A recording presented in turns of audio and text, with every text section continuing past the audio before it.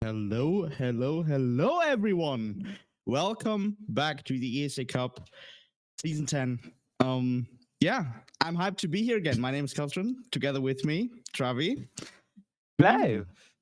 Good evening. How you doing? You know what? We're lower bracket finals now. Lower bracket finals. We're in a lower bracket No. now. Games are Yeah. getting exciting now. We're starting to have these games where teams are going to be getting eliminated. Starting to have, of course, unlimited overtime back on the board. I don't know about you, Kelstrom. I'm excited for this one. I'm very excited as well. I mean, especially to be here again after a season or something. Yeah, now getting two of my favorite teams have been here a long time, and yeah, it's very exciting. You see it down below: CrownZero console versus MG Minions. A Yeah. very great matchup in my opinion. Um, yeah, in that lower bracket round one, and I mean it's gonna be a tough one today as well because It yeah.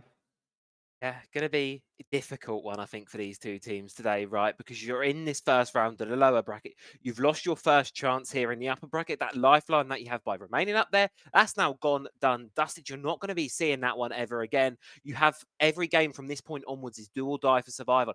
And it's four best of threes to get yourself back into that grand final. It's going to take a miracle run from this point for either of these teams, but miracle runs, they all have to start somewhere. And CrownZero means they're going to be giving it all they've got today. They're gonna give everything. Both teams are gonna give everything, and I mean they've got a bit of backstory, right? They've been in ESA for several seasons. They have gone over like the results for like a year now. Minions has been very dominant against CrownZero, and yeah, it's not been very close. If I have to be honest, all the games were 7-1, 7-3s, even in best of threes. It looked very good for Minions. So yeah, stats wise, Minions has a very big advantage today.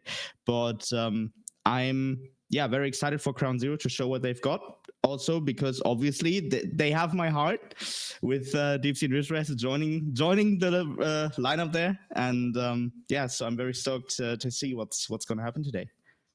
Yeah, and speaking of Ground Zero a little bit, it's been a bit of an unfortunate run for them here in playoffs because their Swiss stage, it was a 2-3. They started off with 2 losses, then got 3 wins to qualify themselves in towards the playoffs. And of course, look at that Swiss stage bracket coming up right here. So as you can see, CrownZero, they started off with 2 losses, and look at the logos of the teams that they played. First round, they played Ghost Army. Second round, they played Minions. And then we flip on over here towards the playoffs bracket here, and the first game, it was up against Ghost Army, that team they lost to at the start of Swiss stage. And they lost that game yet again. And now they're up here against another opponent they've lost against in the Swiss stage. They're now playing Minions again. It was a 2-1 the previous time. The first map, it went towards the side of CrownZero 7-3. But the last two maps, Nighthaven Labs and Chalet, they were 7-1s. They were very quick deals done at that point. And pretty unfortunate to see. But comeback story. This is a bit of revenge arc for CrownZero, isn't it, really? It is. And talking about maps, we had Nighthaven. We are gonna see Nighthaven again. First map. It's gonna be very exciting. You can see the map ban right now. We're gonna start with Nighthaven. We're gonna go second with Clubhouse, and a possible decider will be Skyscraper, which is also a very interesting pick for a decider, in my opinion. Given you have this decision of side depending on round difference in the first two maps. So yeah, it can be a 2-1 again. We have not seen a 2-1 in playoffs this season, and this might be the way to go. So Yeah, going to be a fun one, hopefully. And yeah, I think that skyscraper really sticks out to me in this map. It's a bit different to the other two maps. Nighthaven Labs and Clubhouse, I think they're very fundamental maps, right? They're very standard, they do crazy. Skyscraper, on the other hand, things can get a little bit crazy. And as you said, Kelshman, we've not been treated to a free mapper yet this season in playoffs. So perfect opportunity to do so. Perfect opportunity to change things up, of course. And let's look back at our Nighthaven Labs. Obviously, 7-1 the last two times these two teams played against each other on it. It was a fairly one-sided one for the side of Minions. So it's not really surprising for me to really see that that's going to be the map they're going to be picking onto. However, CrownZero do have that advantage. They're starting on the defense, and on a map like Nighthaven Labs, defense is a better place to start. and I mean, I suppose that CrownZero sort of has a plan for Nighthaven now, because as you said, they've lost the last two times very heavily. They at some point they gotta at least talk about how they're gonna structure a map ban against a team like Minions, which is also very technical because we've like on the roster of Minions there have been very experienced players as well, people like Alex Northy that are just very technical in general, and that show stuff like this. So yeah, it's going to be very, very exciting. First map coming up, Nighthaven Labs, and it's going to be a good one. It is indeed going to be a good one. But before we can get into the map itself, as is always, operator bans are going to be coming on through. Of course, we're still on regular Siege, so no fancy pick ban system halfway through the round. Standard 4 bans, as you all know and love over the last couple of years or so. So, CrownZero going to be starting things off with their attacking ban, of course. Who they're going to get rid of? Well, hard breaches, extremely prevalent on this map, but shields as well. And speaking of the shields, an operator that gets banned a hell of a lot here in Season X since his rework. He's a menace. He's annoying. It's the Blackbeard. Yeah, Blackbeard. I mean, it's a no-brainer, right? It's an operator you can always expect to be banned at some point, either by the defenders in the beginning or by the attackers. I've more seen it banned by the orange team as a second ban, to be fair, but I think, well, that's maybe mostly because I'm seeing more PC right now, and they're always second banning it for some reason. But followed up by the Maverick ban, which is actually a very good hint for a general game plan of Minions.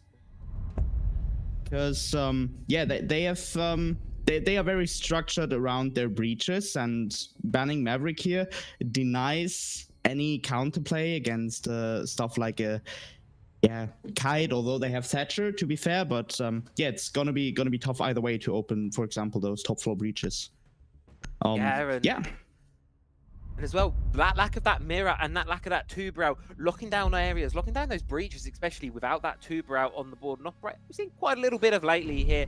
Quite enjoying him as an operator. He slows things down. He slows these rounds down. That Zoto canister utility he provides, of course, stalls out any breaches attempts being made here. Maverick is the only one that, of course, can really direct counter towards him. And you're seeing here, obviously, Maverick's banned out, meaning that the Thermite, the Hibana, the Ace, all the operators that two-brow impacts, they're the only ones available. So getting rid of it, logical decision there. But we're going to, of course, leave the bans to one side for a little minute as we head in towards the game itself. And it's actually a primary bomb site choice that we don't see all too often. Most teams like to go up towards that top floor to start things off. But we're actually seeing CrownZero start things off in the basement. And the thing we didn't mention yet, we have unlimited overtime again. So going first floor, going basement first floor might be a bigger plan. I hope this is going to be a bigger plan by CrownZero here, because they are not only statistically, but also with their lineup, they are kind of in the on the back foot here. Fleek's not being here, so some person needed to back up there. I think that one is Rizras, but they have to kind of come up from a disadvantaged position here. And being said that on a 0-0, right? Yeah, that's it. Everything even for now, and it's a real great first round, of course. It's a bit of a feel around. Interesting yet again that, as I say, it's this basement being primary picked. Attack, as always, for this objective. They're going to want to work their way down quite quickly. They want to clear their way towards the basement objective. Not too many roamers really from CrownZero. They're going to be playing quite conservatively, holding their cards quite close to their chest, playing down at the objective level. So, Minions, they're going to get quite free reign control of the map here. And as you can see, they're already storming through, starting to knock on the staircases here, facing towards the objective.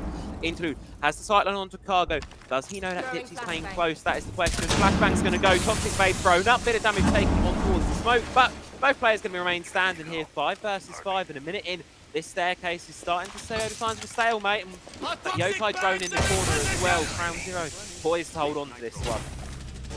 Yeah, but Scabs is the first one to fall, being retaliated by a C4 kill on Interlude. And Alex Northy almost dead as well with the second C4, the Montagna player. Very, very low in this situation. That's so important. C4's thrown up at Cargo stairs. But then with the Jackal, Tyler gets another kill, making it a 3 versus 4 situation in favor of the attackers. And now they can at least advance in the direction of Cargo stairs if Alex Northy is not getting it's not getting downed by a lucky shot from CrownZero. And that's it. It'd have to be a lucky shot as well. Look at the utility available to CrownZero right now. There's not a lot of it. Impact grenade, C4's all gone, done and dusted. And the Yokai drone, something that can take down the shield temporarily. That's off the board as well with the death of Nickit. So it makes things very difficult for CrownZero to try and dislodge this Monty despite his relative low HP. But 55 seconds on the clock now. They're going to just have to try and hold on. Loki thinking of going upstairs for a little bit of a flanking maneuver here. Is this the right play to be making? Well, you've got yourself in a disadvantage, so you're going to have to try and make the turnaround with a flank. That's certainly one way of doing it, but it means your defenders on the objective itself, they're isolated on their own, but it doesn't seem to matter. Loki finds one, Loki finds two, makes it a double, throws the remaining attack to Minions into disarray, but David finds the trade back, levels us back out 2 versus 2. Minions, they can start to aggress towards the bomb site now. The only issue is you've only really got one gun up here. With the Montaigne and being on such as low HP as he is, he's got to try and stick the plant, but he's got no cover as Rizraz takes down David. Norby all on his own. A player that's been here forever on an operator that's been around since day one. Sort of 10 seconds to go and a sliver of HP to his name. All he can hope to do is go for an exit engagement here. Hope that CrownZero give away something, but they're not going to give away anything at all. And Minions, they're going to fall on the first round, and defenders will actually take it on time alone. Yeah, that was a very interesting round, given Minions took 2 minutes to clear that cargo stairs utility there. I mean, CrownZero used almost everything they had, also got their Echo killed, also got their, what was it? The second operator killed, made the player disadvantage, but yeah, like every bit of utility was gone down cargo stairs, and then they still found another point to take, dropped down the pillar hedge, and yeah, that kind of didn't work out, given that Rome by Loki secured 2 kills and evened out the ward. And yeah, it's gonna be very interesting, given we are on the top floor now. The usual first side, now second side for once. And yeah, by now I don't see anything out of the order. No crazy shenanigans by CrownZero here. They want to play this down regularly, maybe get that first map in. As I said, they are, I think I said that before we were live, right?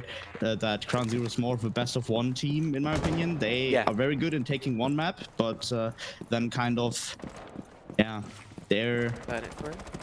They get second and third map is not their best, but yeah, maybe they can change my mind here.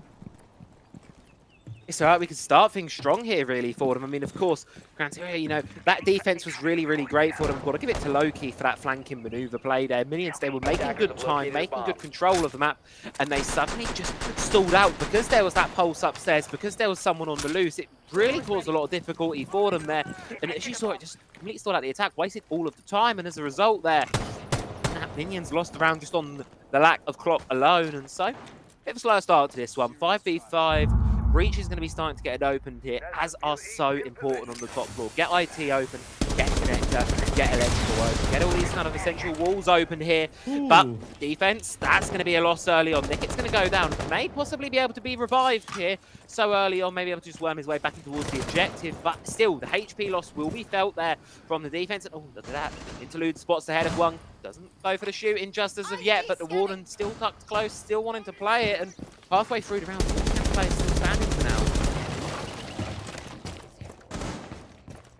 Nickit with that very unlucky bank stair got killed through the window, facing Interlude, and now he had to be revived and almost even got down the second time, but then got killed actually. And now it's yeah, both breaches are open. They CrownZero needed to kind of step back, and they're already going close. David with those 2 kills. Interlude down, Loki trading David, Alex North getting Loki, Tyler getting Scaps, and now it's a 1v3 situation. The Mute has to come back to side. He was back in Aqua, and Minions had a very quick play prepared for this bomb site, and it worked out like a charm.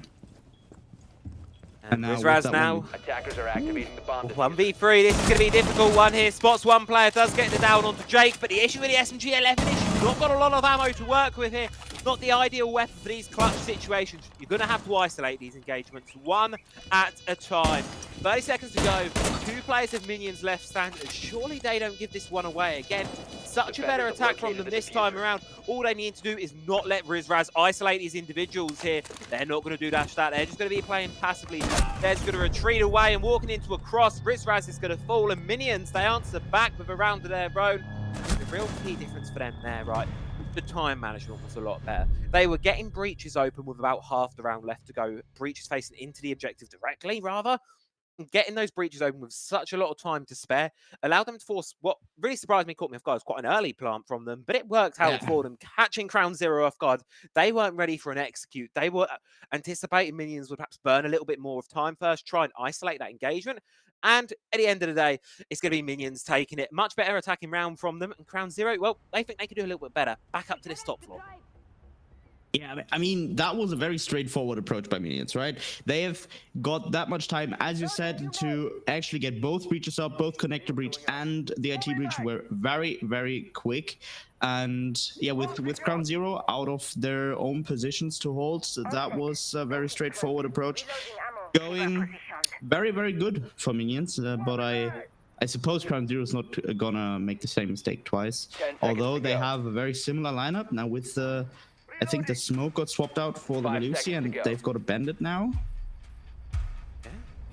That is... Attackers must locate I mean, I think it's the breaches got opened up so early there, right? I think that was a big part of why minions were able to capitalise in that previous round. But the breaches got opened up so early, and only the mute was brought last time to really deny that. But we know those have very limited impacts, and one EMP basically effects are pointless there. So bringing Dipsy along on that, bandit tricking as an ability as an option as well. The CrownZero, that's a good adaptation there as well. Of course, Scaps over on that Melusi, incredibly powerful operator. She slows down yet again, and I think the real game here for CrownZero is they need to slow down this pace of this minion attack. They need to make sure that things are going a little bit slower. They're just going to try and stick this breach in. It's going to get opened up towards the IT side. Bandit trick not really attempted. Instead, Dipsy going to be relocated elsewhere. However, attention being focused up towards Rafters now. There is a player playing it. It's the key barricade to get shot out. The question is, can the side of minions find the pick? They know where the player is. They've got a white yellow pinged on the drone there, tucked in the corner. I don't think Scap has a way out of that one. The question is, can minions capitalise on the intel and find the elimination off the back of it? Yeah, now with the breach already open, they're going to get any kind of space they want, pretty much. Also with the more quote-unquote slow approach of the Montagne. But yeah, now Tyler gets close into the breach. Then there's Nicked having pressure from 2 different players, but the bench gets killed here as well. C4 does not hit by Rizraz. Gets a little bit of damage on Alex North in Interlude though, and oh no, Interlude is nowhere near that center. But now it's David's time. Loki getting that kill on Tyler that he downed previously, and with the vertical play of the bug, not gonna find that much damage. But now it's Loki on fire. Second kill this round. But the bug gameplay seems to be going forward. Yeah, and the thing is, it feels like minions right now, they're applying a lot of pressure. It just doesn't feel like they're finding anything on the back of it. They've got the buck down below, the Montaigne knocking on the side door, supported by Jake, but they just don't care. Loki's running around here, tripling around 7 for the game so far, and the 2 remaining attackers here, they've got low HP, not a lot of time, and there's only one of them that remains as Dipsy takes down Jake. Norby on the Montaigne, locked outside of the building here, gets a nice little shot onto Rizraz, but I've got a feeling that's all it's going to be at this point, a 1 versus 4. Low HP on a shield with a pistol in hand.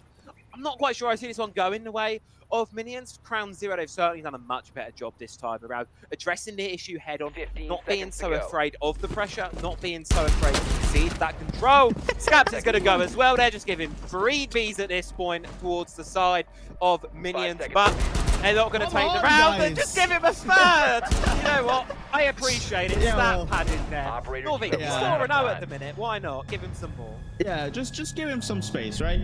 But a very important thing on that round, what I think Nicked did very well on that aqua approach that minions had there.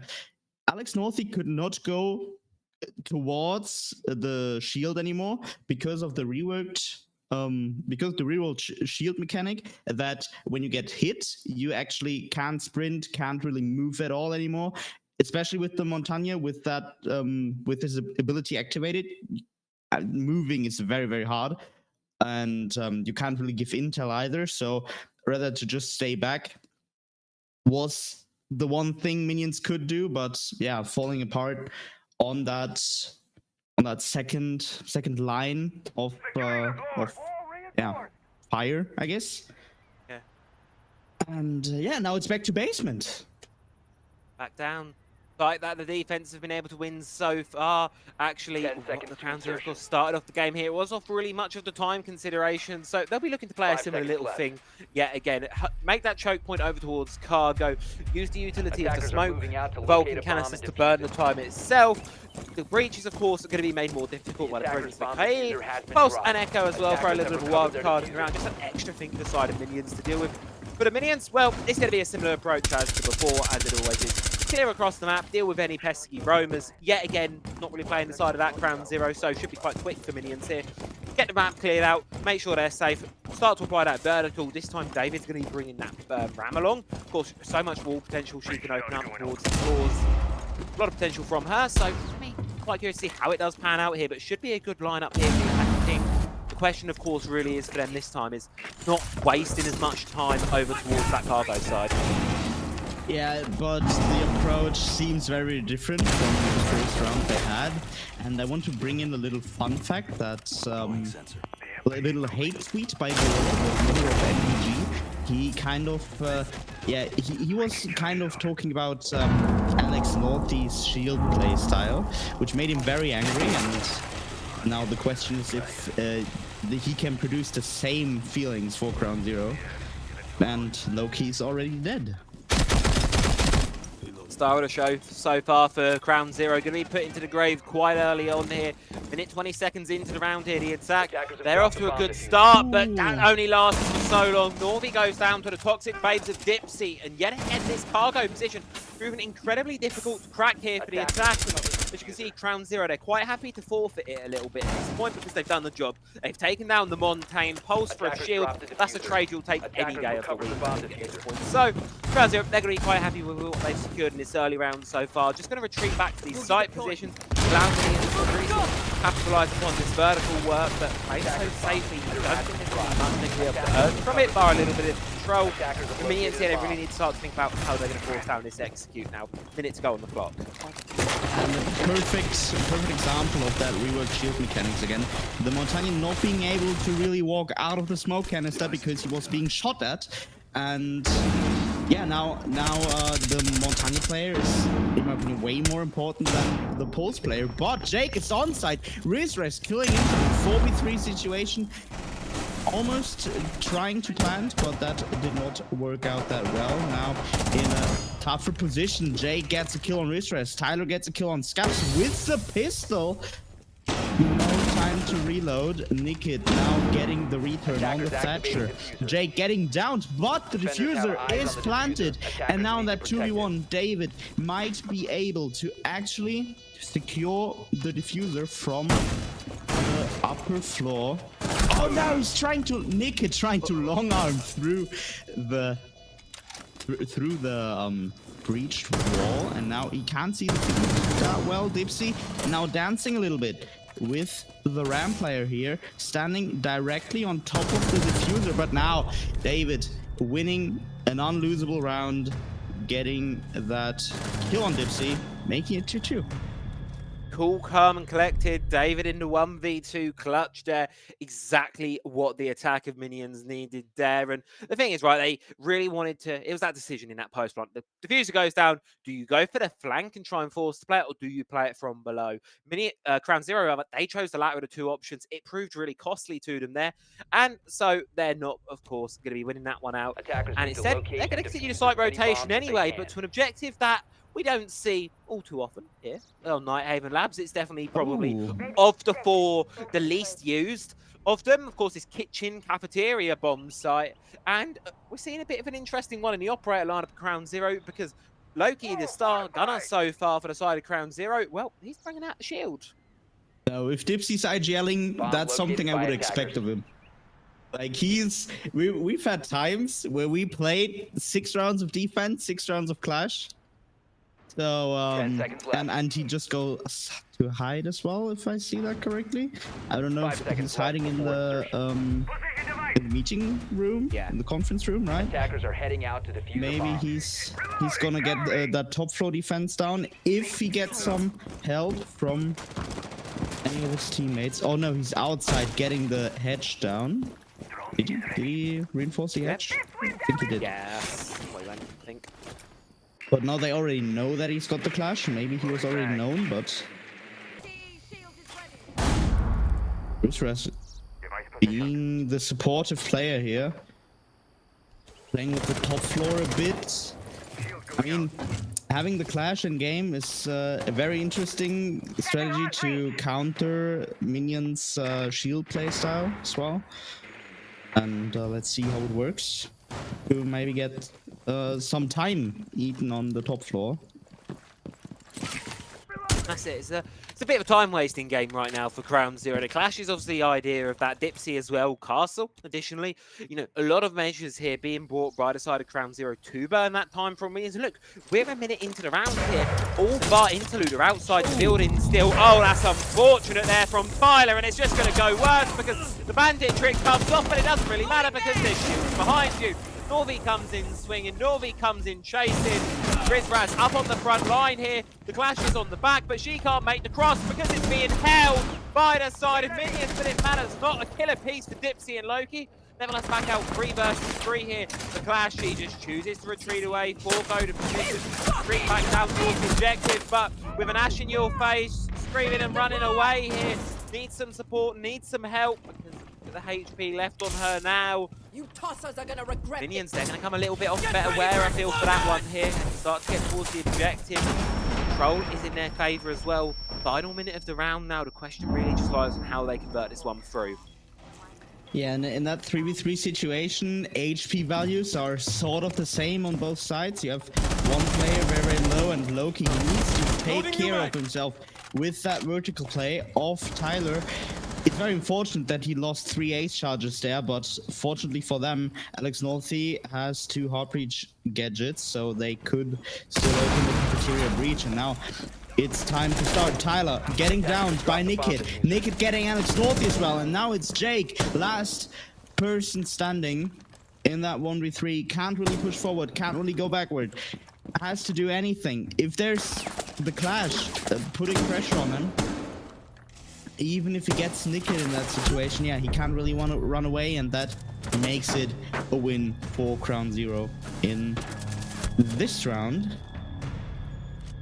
Wow, I'm very surprised by this game. Yeah, it is certainly delivering. I mean, I saw the off-site coming out here. We don't see Kitchen played a lot because normally of the 4 sites, it is the weaker one.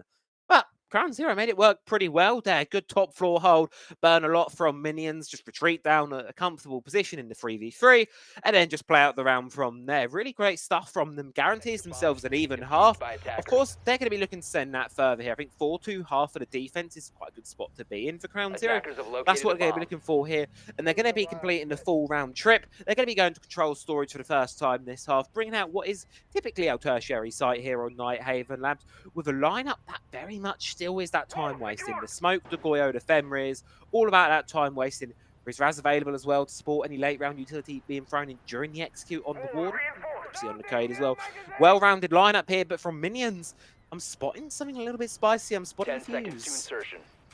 Which is certainly going to be very, very interesting, given that CrownZero is most likely going to try to defend the top floor, as they do for every round except the basement sites. But yeah, I mean, it certainly is an adaptation to whatever they were trying to do with that Monty before, and now it's a very quick entry on the side of the main lobby on that top floor position. But yeah, I don't know if they know what side it is, but I suppose they have spotted it with drones. They'll surely have the idea. You'd hope by now they'd have the idea. No, I really like this, what I'm seeing here, but the thing is, got a feeling, oh, it's going to be unfortunate there. I like this use of the fuse here to get the breaches open. I've been seeing a little bit more frequently lately. Use the fuse to make sure any bandit trick in any cage can't be pulled off there just because the explosions. You try it, you're going to get blown right out of the lobby. But speaking of being taken out of the lobby, Loki takes down Tyler here. A good opening pick for CrownZero in this one. A minute in, and that's your gridlock down before she can really use any of those track stingers. So any flanking opportunities that CrownZero want to take later on in this round, they're going to be able to do so a lot easier. A lot more breathing room now with that gridlock taken off the board. Didn't she already do her job? She put frag stingers on the lobby stairs. Maybe I missed it. Probably did. Yeah, they had a very quick entry, and then she put down the 2 Threx grenades on that. Go. I've done a job already then, never mind. I mean, still, a person down, that's tough. It's not good either. That's tough. Yeah. So, especially because he's 5-5, second best fragger of the team right now. And yeah, while that is happening, Alex North is spotting out the side player, being Dipsy. Bit of patience. Bit of a slow, bit of a stalemate right now. Minions assessing how they want to get this one, but look at it, Scaps looking to get aggressive. Ducking and diving in between all these track stingers here, and a retake on towards the top floor, coming in from CrownZero, Rizraz and Scaps. They're both up here, both looking to contest with vertical control. Hotly contested. It's going to make getting that plant very difficult for the side of Minions here. They need to deal with these 2 players now, but I don't know if they've got the idea that it's 2 upstairs. Nickit gets one over on towards David, and the ace of Jake is tucked in a corner in a difficult spot. Interlude comes in with a team kill, and that unfortunately reduces the attack to them on their lonesome. 1v4 locked outside the building. 20 seconds go, swing in, find one over towards. Scaps makes it a 1 versus 3. 20 seconds left. Mission is known, just going to drop straight in. Loki's going to mop it up, and CrownZero going to be emerging from this half 4-2, and a very good turnaround from them. Yeah, Interlude now having a bit of trouble going into this game. We're on round 7 now, so maybe in defense he's gonna prop it up a bit. But on the other hand, we have Loki going double digits in the first 6 rounds, being a very important factor from the first round on. Now, they need to step up in those attacks. Having that 4-2 roll swap, CrownZero has the position to turn their losing streak on Night Haven Labs against Minions around and get that retaliation going, getting that first map. But first, they need to go on the top spot, the spot they kind of dodged after losing it twice. So, yeah, now let's see how they attack it. Yeah, that's it. Change of pace coming in here now. Of course, different sides going to be approaching the game ever so slightly differently. CrownZero going for a lot more of a utility-focused lineup here. They're bringing out the Flores, teasing us with a little bit of zero play, going to click over towards the fuse. They like this lot utility. They want to deal with what Minions are going to be bringing, because even on their defensive side, they're bringing out a much more utility-centric lineup here. Doubling down on the hard wall denial there. Got the Vulcan canisters, got the Azami, got all operators that can be impacted by these drone-wielding operators coming in from Rizraz and Scap. So great use of utility. I've got a feeling this is going to be the winning condition for this round here. Whichever team really is able to succeed in the utility game, if CrownZero can deal with enough of it, Minions are going to be left without a lot to really respond. But it goes the other way as well. If CrownZero can't get their jobs done, it's going to give Minions a lot of advantages, a lot of cards to play during that late round. Yeah, one thing to notice, the Azami is not really starting to put down her Kiva somewhere in that position of the catwalk in garage there, or warehouse it's called, right? Yeah. So that's not really a game plan of Minions. On the other hand, CrownZero is very reliant to get those breaches open. Having the fuse, having the twitch, having the Thatcher, even probably using the Flores to clear utility. So yeah, it's if both breaches are not getting opened, I don't know what's happening in this round. Yeah, you have to get them open. Right, there's no way you can't be bringing all this and not. Like, you've got all the tools in the game, basically. Just imagine and then not opening a breach. Luckily. 4 operators for breach denial. And not getting them open.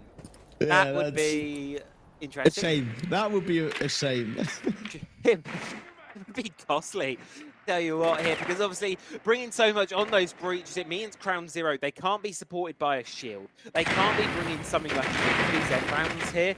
They need to make sure this utility game is immaculate, and they're doing quite a good job of it, I'd say, so far. Dealing with a lot of these Vulcan cannons, I believe that's the second or third one I've seen pop through here. Walls starting to really get open here. Time might become a little bit concerned as things go on here. Tyler looking to play aggressive here in electrical, sees the fuse, swings on, does a little bit of damage, but look at how many players there are. You just can't do anything against all four of them. CrownZero going to start their attack with an opening engagement. Takes down the Goyo. The question is, do the rest of CrownZero have enough left in them to hold on here? Buster charges coming in through, sight wall being opened up. CrownZero poising themselves up for an execute here. Yeah, the two Goyo gadgets that were on the IT door that kind of forced the Goyo to not go anywhere. So with 4 people crushing his position, that's quite a way to get a person out and get that player advantage. On the other hand, Jake eating a very, very precise bullet by Nick there. Now with the smokes, trying to get the plant down. David forcing a 3v3 now, 7 seconds to go. They took almost 3 minutes for this approach. And the camp be planted. David and Alex Northy figuring out a way to deny that breach with the C4, and yeah, makes it 4-3. That is tragic for CrownZero there. I feel like they've really set themselves up for a good amount of success in that one. Got all of the breaches open that they needed to. Were dealing with the correct utility, as you identify, Kelstrom. But the issue was, when it push came to shove at the end of that round, because of the limited lineup that they brought, they didn't have any X factor. They didn't have anything wow to bring at the end of that round there. All they could hope to do was a very bog standard, running towards the objective, trying to stick the plant down, and Minions, they knew exactly what was coming. They had to read on towards it, and they dealt with it perfectly there. Held their composure, got themselves through it. Oh, and of course, the attack, well, they're only ahead by 1 round. Now, that's going to be the difficult one for CrownZero, right? Because 1 more round for Minions, and we're back level 4-4. Yeah, and Minions is on the statistically upper hand with the defense the next rounds. So, but going back to that last round, I would have really liked, instead of a Flores, I would have really liked a shield.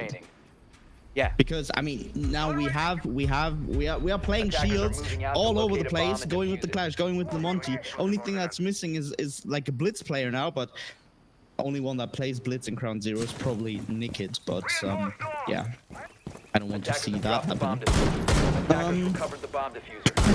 So I mean, I would really like the Monty going from Scaps here. Maybe that X factor that you meant to kind of play that out, get that plan through, and that would have gone a long way in my opinion. But yeah, now CrownZero opening warehouse breach already. Warehouse breach, IT breach already. Nikit almost getting the kill on Alex Northy as well. I mean, we've seen a bit of a different defense here from Minions. Of course, when CrownZero defended this objective, they played fairly close towards the bottom floor. They only really had player playing towards cargo. Seen the exact opposite here from them. We've got players up all the way towards this top floor here. Tyler all the way up here playing towards that class to run away for his life. Of course, on the scopo, so the minute it gets a bit too hot, you can just retreat away. You can just go back down and hide. Bandit battery going to be taken out there, allowing them a little bit of an easier entry. Push through comes in from CrownZero now, but do they know about Interlude? Do they know about this Valkyrie tucked in the corner here? Because I don't think they do, and that's a freebie there. Israel's taken down, and now CrownZero have the shot. There's still a defender on this top floor to deal with here. They're trying to find him, but they can't do it. Interlude single-handedly holding back CrownZero now, and it's a 3 versus 5 for the remainder of this round here, and they've still got defenders to deal with. You can see his back there. Oh my god. Naked. That was a fumble.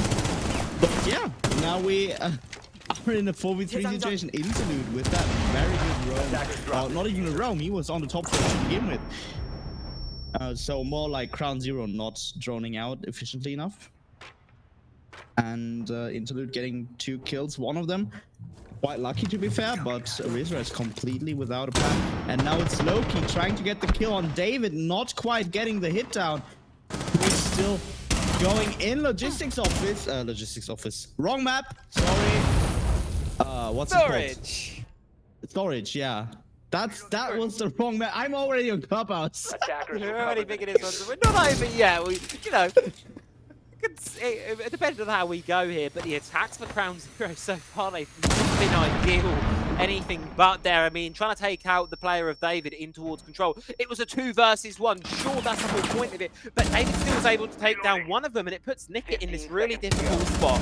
8-5 so far in the game. Going to need 2 more. Can't quite find either. And Minions going to just lock down the basement site there. 2 very solid defenses in a row here for them. Chained it through. And not only have they now tied up the game, they have an opportunity to take themselves a lead here. They're going to have to go towards tertiary bomb site to do so. Control storage going to be their elected choice. And this is their opportunity to really take a step ahead here off the side of CrownZero, get themselves a round up ahead of the opponent here, and it's a really, really great spot to be in right now for Minions. CrownZero, this is the part where they need to crack the attack, right? They need to get this tertiary bomb site attacked and locked down. This round is going to be extremely crucial for the outcome of map 1. Yeah, CrownZero now needs to get very innovative. They need to think of something to get that Minions defense sorted out. Because, again, Minions now coming up with the shenanigans. Pull shotgun being played. Alex Northy going towards the top floor. And, yeah, now they need to change something up. I feel like this side, although it's a tertiary bomb site for many teams, it's a very nice bomb site to not only defend, but also attack. It's a very... Well, it's very 50-50. That's why most teams won't play it, but it's very nice to watch, at least. Oh yeah, always fun. And I mean, Dixie's probably getting that PTSD from that bomb site. But I don't know. Have you followed the base stack lands? I have not been following the base stack lands, unfortunately. I'm quite new to the console scene still, being honest with you. ESA sort of first real main dip into it. Yeah, but Dipsy almost clutched a 7-7 against Entropy, maybe getting to 3rd map in the semi-final with E-Wave. So yeah, it's PTSD for me as well. Yeah, you've seen it all happen before. Yeah, well, but that it was very fun at least. But now, yeah, on the attack, he's not playing Maestro as he did back then. More on that one. Yeah. So, but at least it starts with them. It's gonna start. It's not floor clear again. Yeah, which is very nice. But now interlude with that C4 on Dixie. Getting half HP gone. Res down already with that TP by David. He's 10-6 as well now. Yeah, anybody coming into this one here? As you say, 10-6, our second player in the lobby on double digits. Of course, over on the other side of CrownZero, Loki is 12-5, best performing player in the lobby. A lot of that done earlier on in the game here, struggling a little bit more on the attacking half here. And it's from Norby. Intel being fed in from the pulse. So much being provided here. And it means that these players of Minions on the top floor, they can play a little bit more safely. They know exactly what's going to be coming. Supported by the intel of the Valkyrie as well. Sound cues being given out by the Banshees. It's giving Minions a lot of breathing room right now. They know exactly what's coming. They've read the book. They've read the script. They just need to know how to close out this chapter here. Loki will be going down the stairs now, looking in towards the objective. They have an idea that the Legion's playing behind that main box, but it doesn't matter at all. David's going to come up huge, takes down Dipsy here. Eventually will be shut down by Scat, who gets back with double kill. And yet again in this 3 versus 3 position here, 50 seconds to go on the clock. And the attack, they need to start looking at how they can break this first floor now. Yeah, after 2 minutes 15, they finally cleared the top floor. Now that's half of that what they actually need to do. Now getting Jake out is the next objective, given that Alex Northy is in that basement position and Tyler is quite out of order. He's now in cargo again, but I think the plan of CrownZero looks more like they wanted to jump into any windows. Are now getting into the warehouse breach. But it's Jake getting that first frag on Scats. Now Nickit gets a return on the Melusi here, and Loki now planting on the desk, so he can't be killed by the Pulse as well. Nickit getting another kill on Jake, and now the defuse is getting planted. 2 versus 1, and Alex Northy trades Nickit. And CrownZero, maybe that's the strike to get out of their very, very worrying situation. That is so fortunate there for CrownZero, and it's actually going to prompt them in towards a tactical timeout here. And I think I don't know if it's a necessary one, right? Just because to highlight how the rest of this match is going to go here. If we go through a 2-site rotation again, Minions win the first 2, get up to 6 rounds, then CrownZero win the third one again, get 6-6. We go in towards unlimited overtime. Of course, is elimination game here. We do have unlimited OT on the cards. CrownZero, I don't think they want that because that becomes a much more 50-50 territory there. Sure, CrownZero themselves, they'll start on the defense in no, they won't. They'll start on the attack in overtime, actually. So that's not going to be a good spot to be going in towards overtime. And they need to make sure that they close this one out in regulation, crack one of the next 2 bomb sites. I don't know about you, Kelstrom, but I've got a feeling that's what this timeout is for. How do we convert either the top floor or the basement? Yeah, I think it's also about momentum. Obviously, it's about now we can have a minute to talk about how we're gonna approach the next bomb site, which is clearly not gonna be storage again, because that's the only site CrownZero lost so far. It's gonna be command center and server again to maybe get that 5-5 going.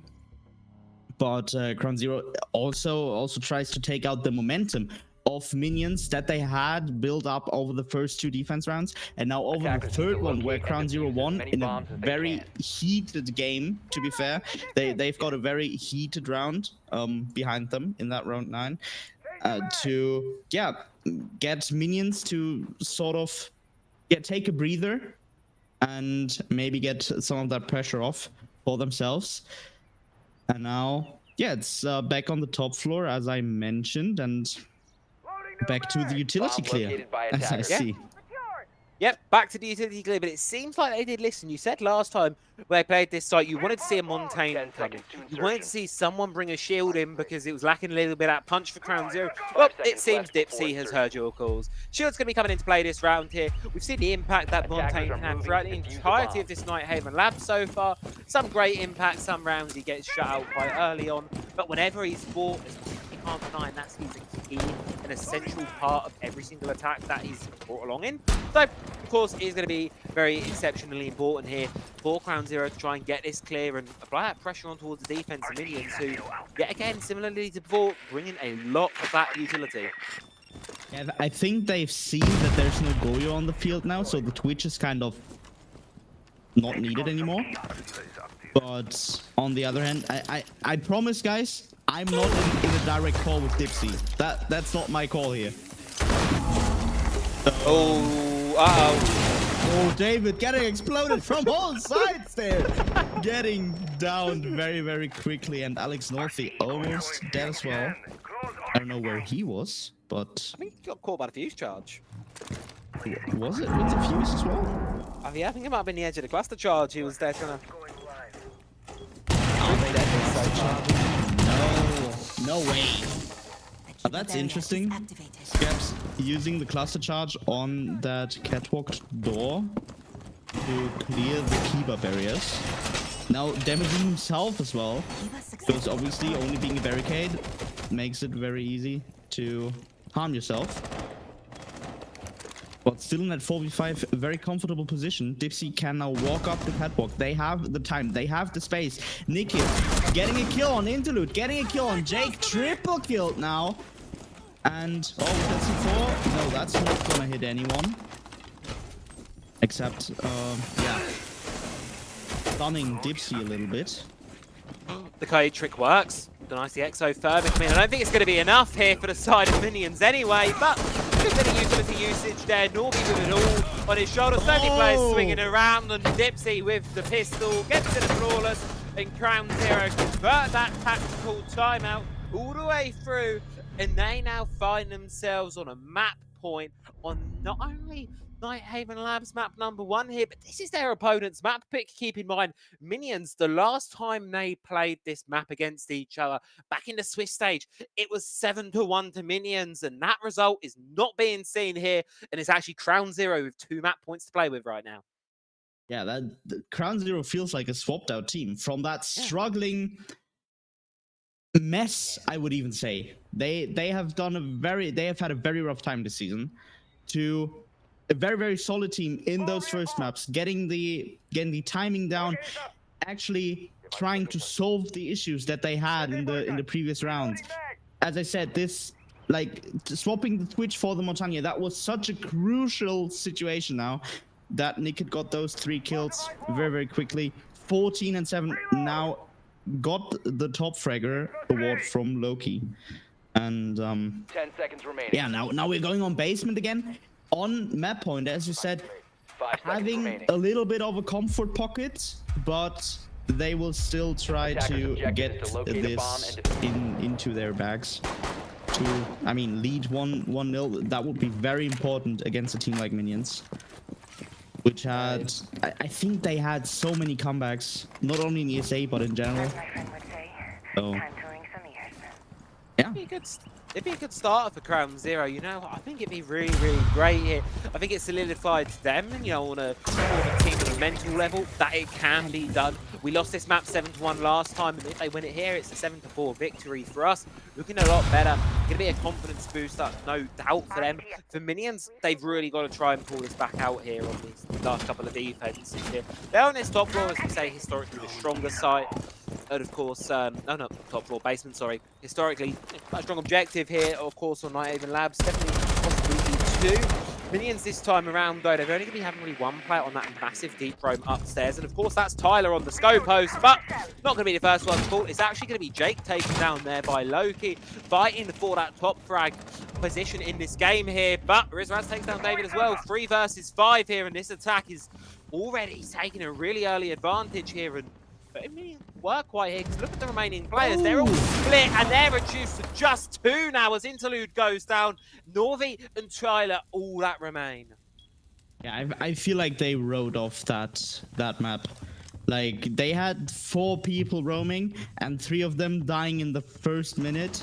Now, with the fuse, Rizraz getting killed by Tyler, the Scoposh able to rotate back, but he's not. He's going into cafeteria. Now, being spotted as well, so he might be able to get that second frag, get the kill on the ace. But Loki's not gonna dare to, yeah, contact again. And Tyler does not dare either. Stay behind me. Attackers have But located now a they bomb. have, in a 4v2, the Montagne in play. They are able to open all the hatches. They have an ace, they have a Hibana, and now Tyler gets a second kill on Scabs. Very important one as well on the IQ. But now Dipsy, I don't know why he dropped. I don't know if they are unaware of the goal mechanics in front of Animus, but he just jumped out the window. All right. Big problem. Shields in the objective now planting, and that's the real big issue here for Minions. But they find it. They get the defuse down. Deny it. Nickit gets one back onto Norvi. Tyler has been a hero so far this round. Gonna need to make it a quad. Gets Loki. 1 versus 1. Nickit 15 and 7. Best performing player in the lobby. But is it going to be enough to close it out with CrownZero? Or will Minions hold on for 1 more? They have the idea. They find him. And Tyler brings back the 2 versus 5 there for the side of Minions. And we've got at least 1 more round on this Nighthaven Labs here.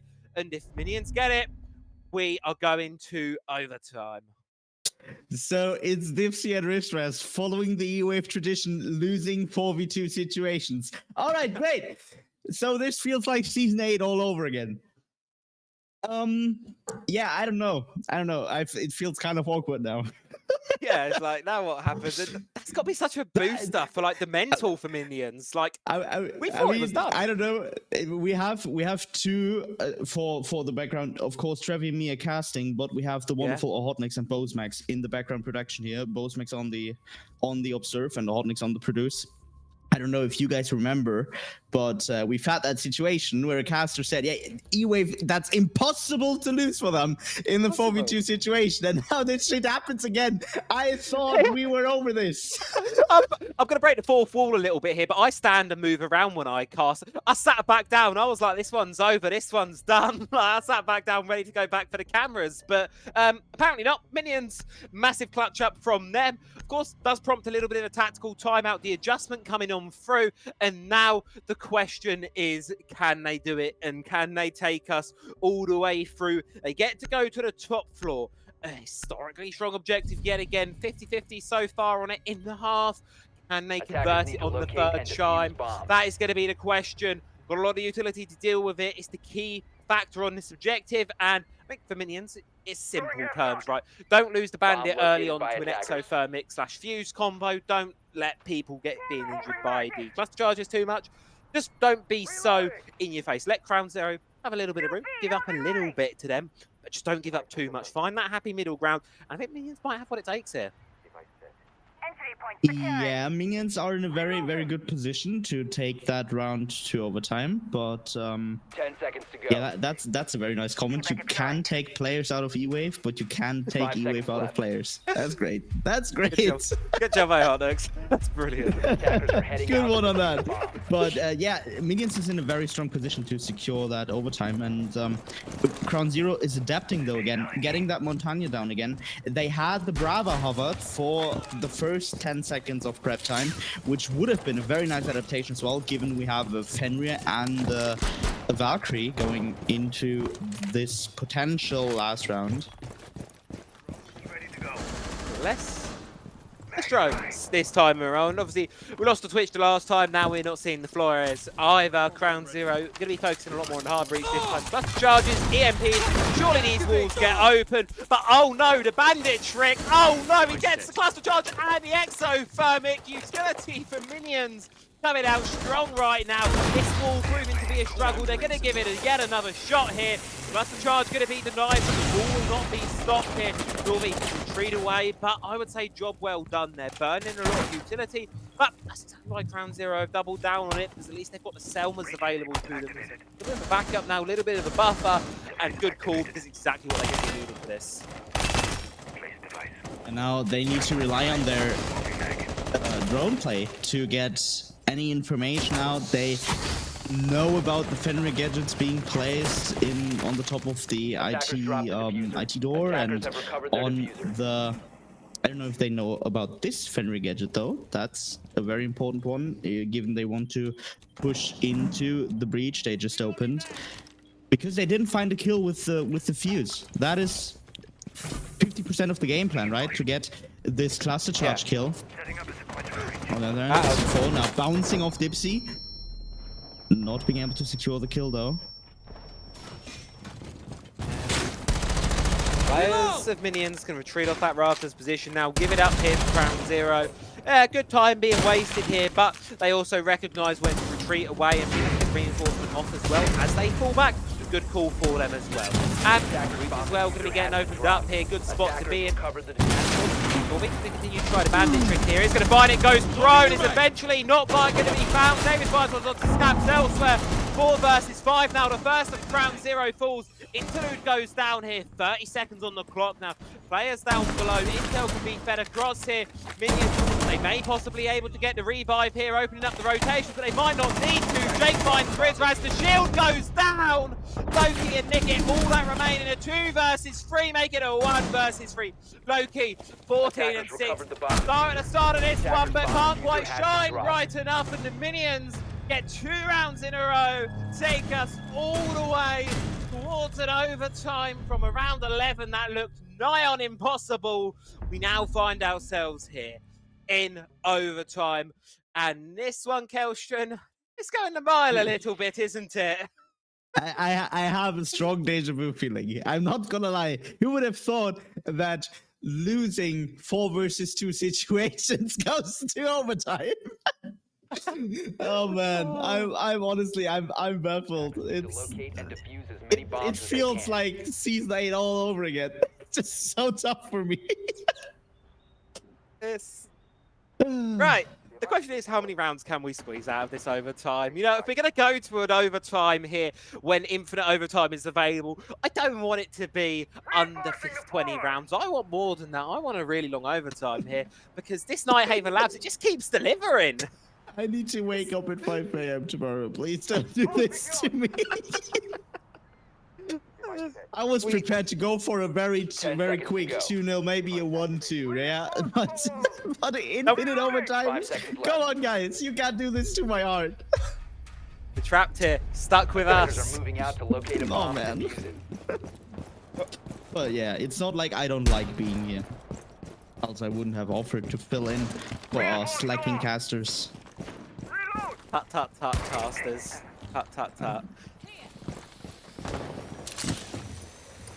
Anyway, should we, Corporate ultimate candidate. Yeah, that's a very. I'm being called corporate candidate 'cause I like a bit of overtime. Yeah, I mean, a bit of overtime is fine, but keep it at 3 rounds, please. No, nuh-uh, nuh-uh. I want to break some records here. Oh man, I don't want to break records.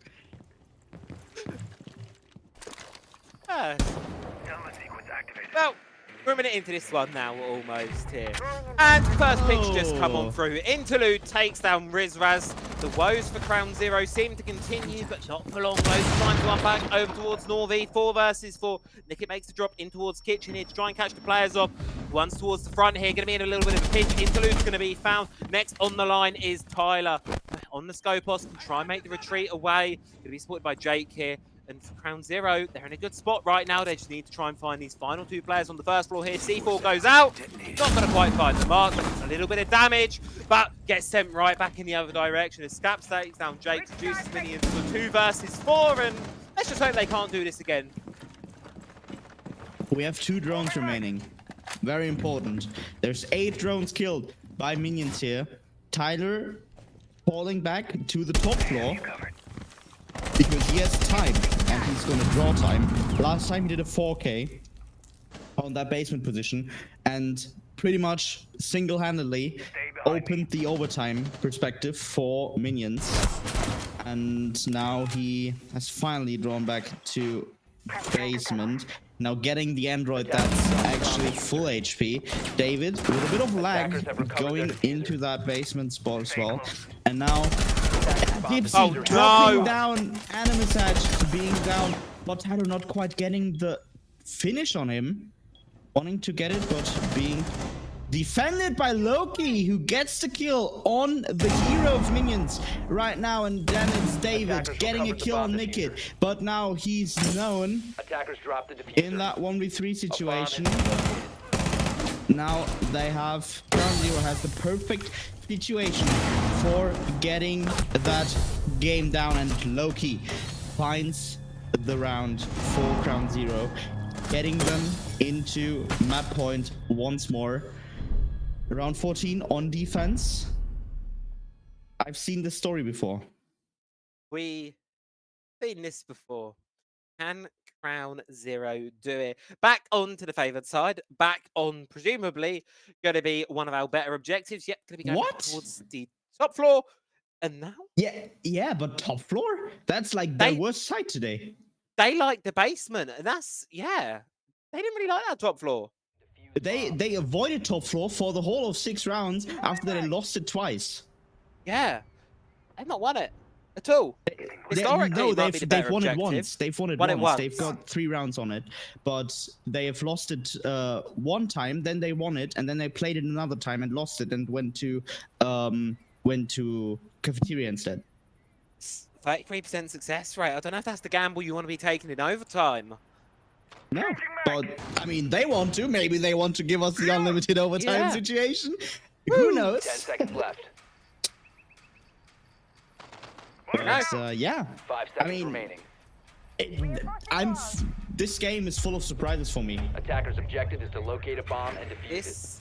I've got a feeling it's going to be one of those games. We're going to write it down as you can never truly count it done until it's done. Anything can really happen in this game. It feels like the round's never truly over until the final player dies. At any moment, someone can make a massive fumble. At any moment, someone can make a massive hero play.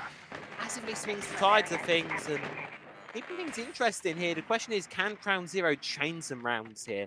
If we're able to chain 2 to get us into overtime, perhaps CrownZero can chain 2 of their own to get us out of it, get us heading over towards Clubhouse. But they're going to have to wait and see how their defense holds up here. Minions now on the attack. And they have already done quite some work, getting 2 claymores down on that server window. Yeah, it's a window. And now being able to open both the garden breach and the server breach as well, or IT breach rather, but without clearing the catwalk. And then there's Rizraz aggressively peeking on that IT door and Loki following up with a clone interlude because they didn't clear the catwalk. Make it a 5v3 situation. Tyler now on the cams, getting the information on Rizrez as a shotgun player close to the server door, and yeah, there's still a C4 on the connector. And the sound of it's causing the hesitation as well here, but doesn't stop Tyler. Gets one towards Scaps, gets immediately traded back by Loki. 2 versus 4 now for the attack, and look at this spot. No breach is available. Hello, this might be a free head. Oh no, he's missing the shot! No way, should Loki still be standing here? No way, should he still be up? That should have been a freebie for the side of Minions, but not going to be taken. That was being thrown. Floors now, limited options available. What can they do? Norby gets one, can't quite find the second. Loki comes in from his 20th, and Norby 1 versus 3 in a crossfire. And no one would want to be in here to try and keep the map alive. Nicket's going to close it out. CrownZero will do so, and they will take their opponent's map pick 8-6. In overtime. Not quite going all the way to unlimited, but still quite going the distance and proving that even as we head in towards map 2, there's still quite a game in our hands here. And Kelstrom, that one went so much longer than I honestly thought it would. Yeah, and looking at the scoreboard, look at Loki, what he did in this game. He was the MVP of CrownZero from round 1, right? Getting that 2 frags on that basement side first, and then yeah, being a key factor of CrownZero for the whole map. Both Minions very good at striking back, being able to almost at least get the overtime out, closing that 6-5 over to an overtime. And I'm very surprised. Yeah, you said it. Yeah. I mean, I thought nothing could surprise me anymore, but then I came back to console. And anything can happen down here. It's almost worse than APAC some ways or another here. It's just anything can happen. I mean, that one should have been a regulation closeout there, I think, for CrownZero. They will be a little bit disappointed in the fact that it wasn't that 7-4, I think. They will be slightly upset about that, but I can't let that haunt over them, right? Because they're now going into Clubhouse, their own map pick as well. So a really great position to be in here. Of course, they will be starting on the attack, both in regulation and in overtime on that map. Any expectations going into it? I mean, Clubhouse, it's a very... it's not as strategic as other maps we have seen today already. So Nighthaven is very strategic. You need to rely on your team play. You need to have those roams coming up. You need to be a little bit innovative with your play style. And Clubhouse is the exact opposite of it. You have very default approaches to most of the sites you can play, and unless we see bar stage today, which God forbid. You never know. That's not going to happen. Although I would very much like it. It's been a long time. But yeah, other than that, I mean, it's very straightforward. Unfortunately for CrownZero, I still have to kind of talk them down. I see Minions in favor on a map like Clubhouse. Oh.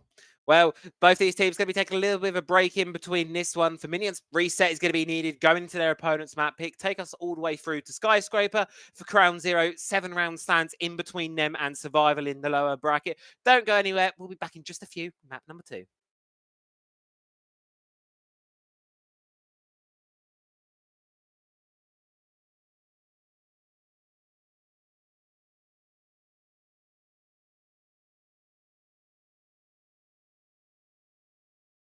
Hello and welcome back to map 2 of the ESA Cup Season 10 lower bracket round 1, the first match that we have in this lower bracket playoffs this season, and it's CrownZero versus Minions. CrownZero having quite the struggling map 1, Nighthaven maps, but turning it out into an 8-6 in overtime. And yeah, what are your thoughts on that, Trevi? It should have been a bit quicker for CrownZero. I think is my primary thoughts from that one. It maybe should have ended perhaps 4 or 5 rounds before it actually did. I think that's the probably the summary of it, really.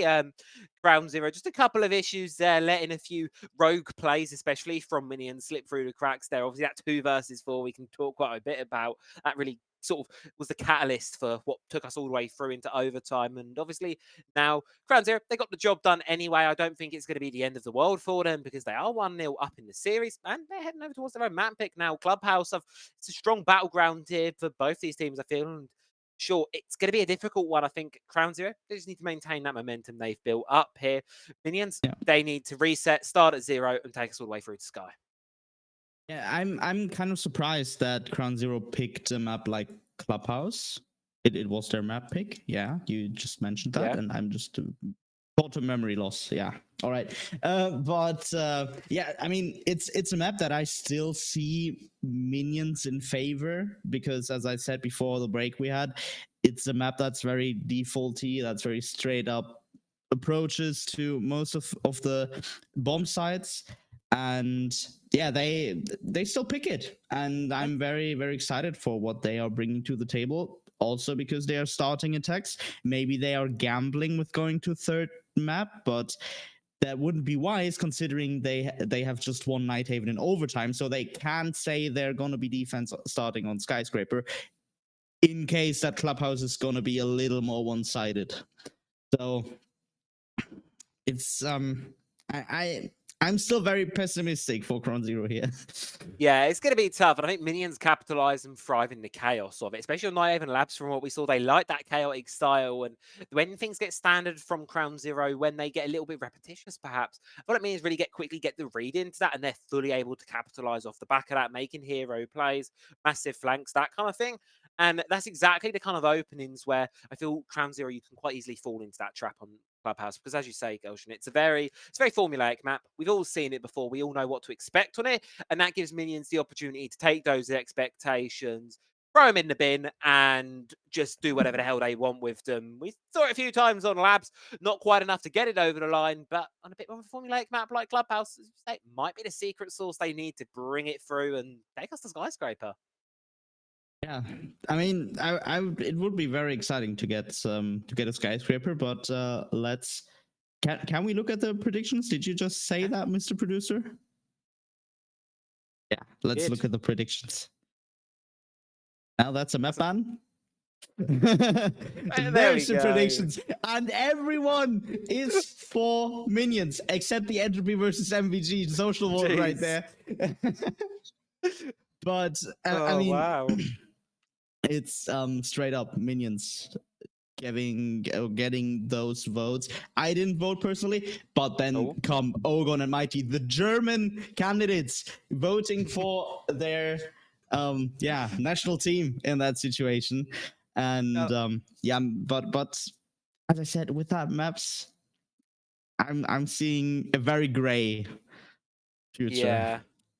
This could be a dangerous one. We could be here a little while, I feel. And, you know, Skyscraper, it's going to be one of those maps where, yeah, again, just chaos can thrive from minions. And I think having the momentum as well, winning a map, then going into Skyscraper, I think that's going to be enough for them, just simply off the back of that fact alone, really. Obviously, Clubhouse is going to be immensely important here. And I think if CrownZero are going to get this done, it has to be here in my books. I think Skyscraper is very dangerous.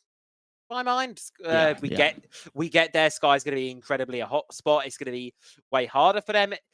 CrownZero, I think they need to come out the gate swinging with this one. They need to have a good attack in half. So, of course, then I'm going to have a look at our Clubhouse, see exactly how things are going to be coming in on through. And well, we all know, we all love it mostly. And of course, it's going to be Clubhouse map number 2, CrownZero versus Minions. One more map, 7 rounds for CrownZero. They'll hold on, send the minions home. And for minions, 7 goes their way. They'll be taking us all the way to Sky. Yeah, but I feel like talking about this Skyscraper map, I think CrownZero will have a better chance on Skyscraper than on Clubhouse. But, I mean, let's see what happens. Minions starting as the defending team, starting with the bans, and their first ban will be a Maverick, which is very interesting because he is very useful on whatever side you play on Clubhouse, except Stage. But again, I doubt we will see stage. You never know. Or I hope we will not see stage. Because that will be a fest. Yeah, I mean, it wouldn't be the first bit of chaos we've had inserted into this game. Unlike the attacking bans we've just received, identical to the ones we saw on Nighthaven Labs with the Backbeard coming on through. But what will be a slight deviation is going to be that Kaid coming in of one of our course hard breach denial operators in this game. Throws his Electro Claw, Artillery Claws, whatever you want to call them, down on a wall. Couple of them all at once. Can be quite hard to find, not quite as good for tricking for, but can certainly have a lot of impact in the right spots on this map. And would it be a ban face? About a second ban? Of course not. It's actually going to be the Clash, who we very briefly saw on Nighthaven Labs, but when she was bought, she was certainly felt there. That one's a little bit of a target ban. Yeah, but that's a very interesting ban as well, in my opinion. I like that very much. I also like the Kate ban because on basement, you have the ability to actively Kate trick, but yeah, there's few people that actually do it because it takes a lot of time on that motor hatch, especially if there's a different entry point for the attackers. And yeah, CrownZero keeping or starting where it ended last map with that fuse play with no breacher until now. Maybe they will fix that as well. But I mean, yeah, I'm getting more and more hype for Clubhouse. Attackers have discovered the location of a bomb. I've just got that feeling. I've got this little bit of a feeling that we're going to be here a little while again. I would be thoroughly disappointed if this map is just a wash one way or the other. I would be thoroughly disappointed if we don't at least go beyond 10 rounds. I'm seeing a little bit of overtime again, but we've got a long distance to go between then and, of course, now. And in the right now, it's going to be CrownZero making their first attack here on towards this clubhouse map. Clear it across, start from cash, work your way over, get yourself in towards that bedroom gym. We've seen it done 1,000 times before, and it's going to be the micro details that really change which team's coming out on top here, such as this bandit tricking that David's going to be on quite early on. Yeah, now they are trying to open that CC breach, but that's most likely not gonna work because of both the mute jammer and David waiting to active bandit this breach. And they are actually trying to open both, and of course the bandit can't clear both, so he has to run away as well. Rizraz falling down that garage, or how do you really call that in English? I only have the German word. I shouldn't know off the top of my head, really. Down there. We'll go with down there. Yeah, he just dropped. He just went in down. Front of the CC breach. Yeah, all right. He's gone. He's gone. Bye-bye. Yeah. See you later. Yeah. He'll be back at some point. But later now on he's got round. up to the roof, right? So it's all good. Yep, Dipsy. but that's not all good, unfortunately. Dipsy going to be taken out early on this one. Striker gone.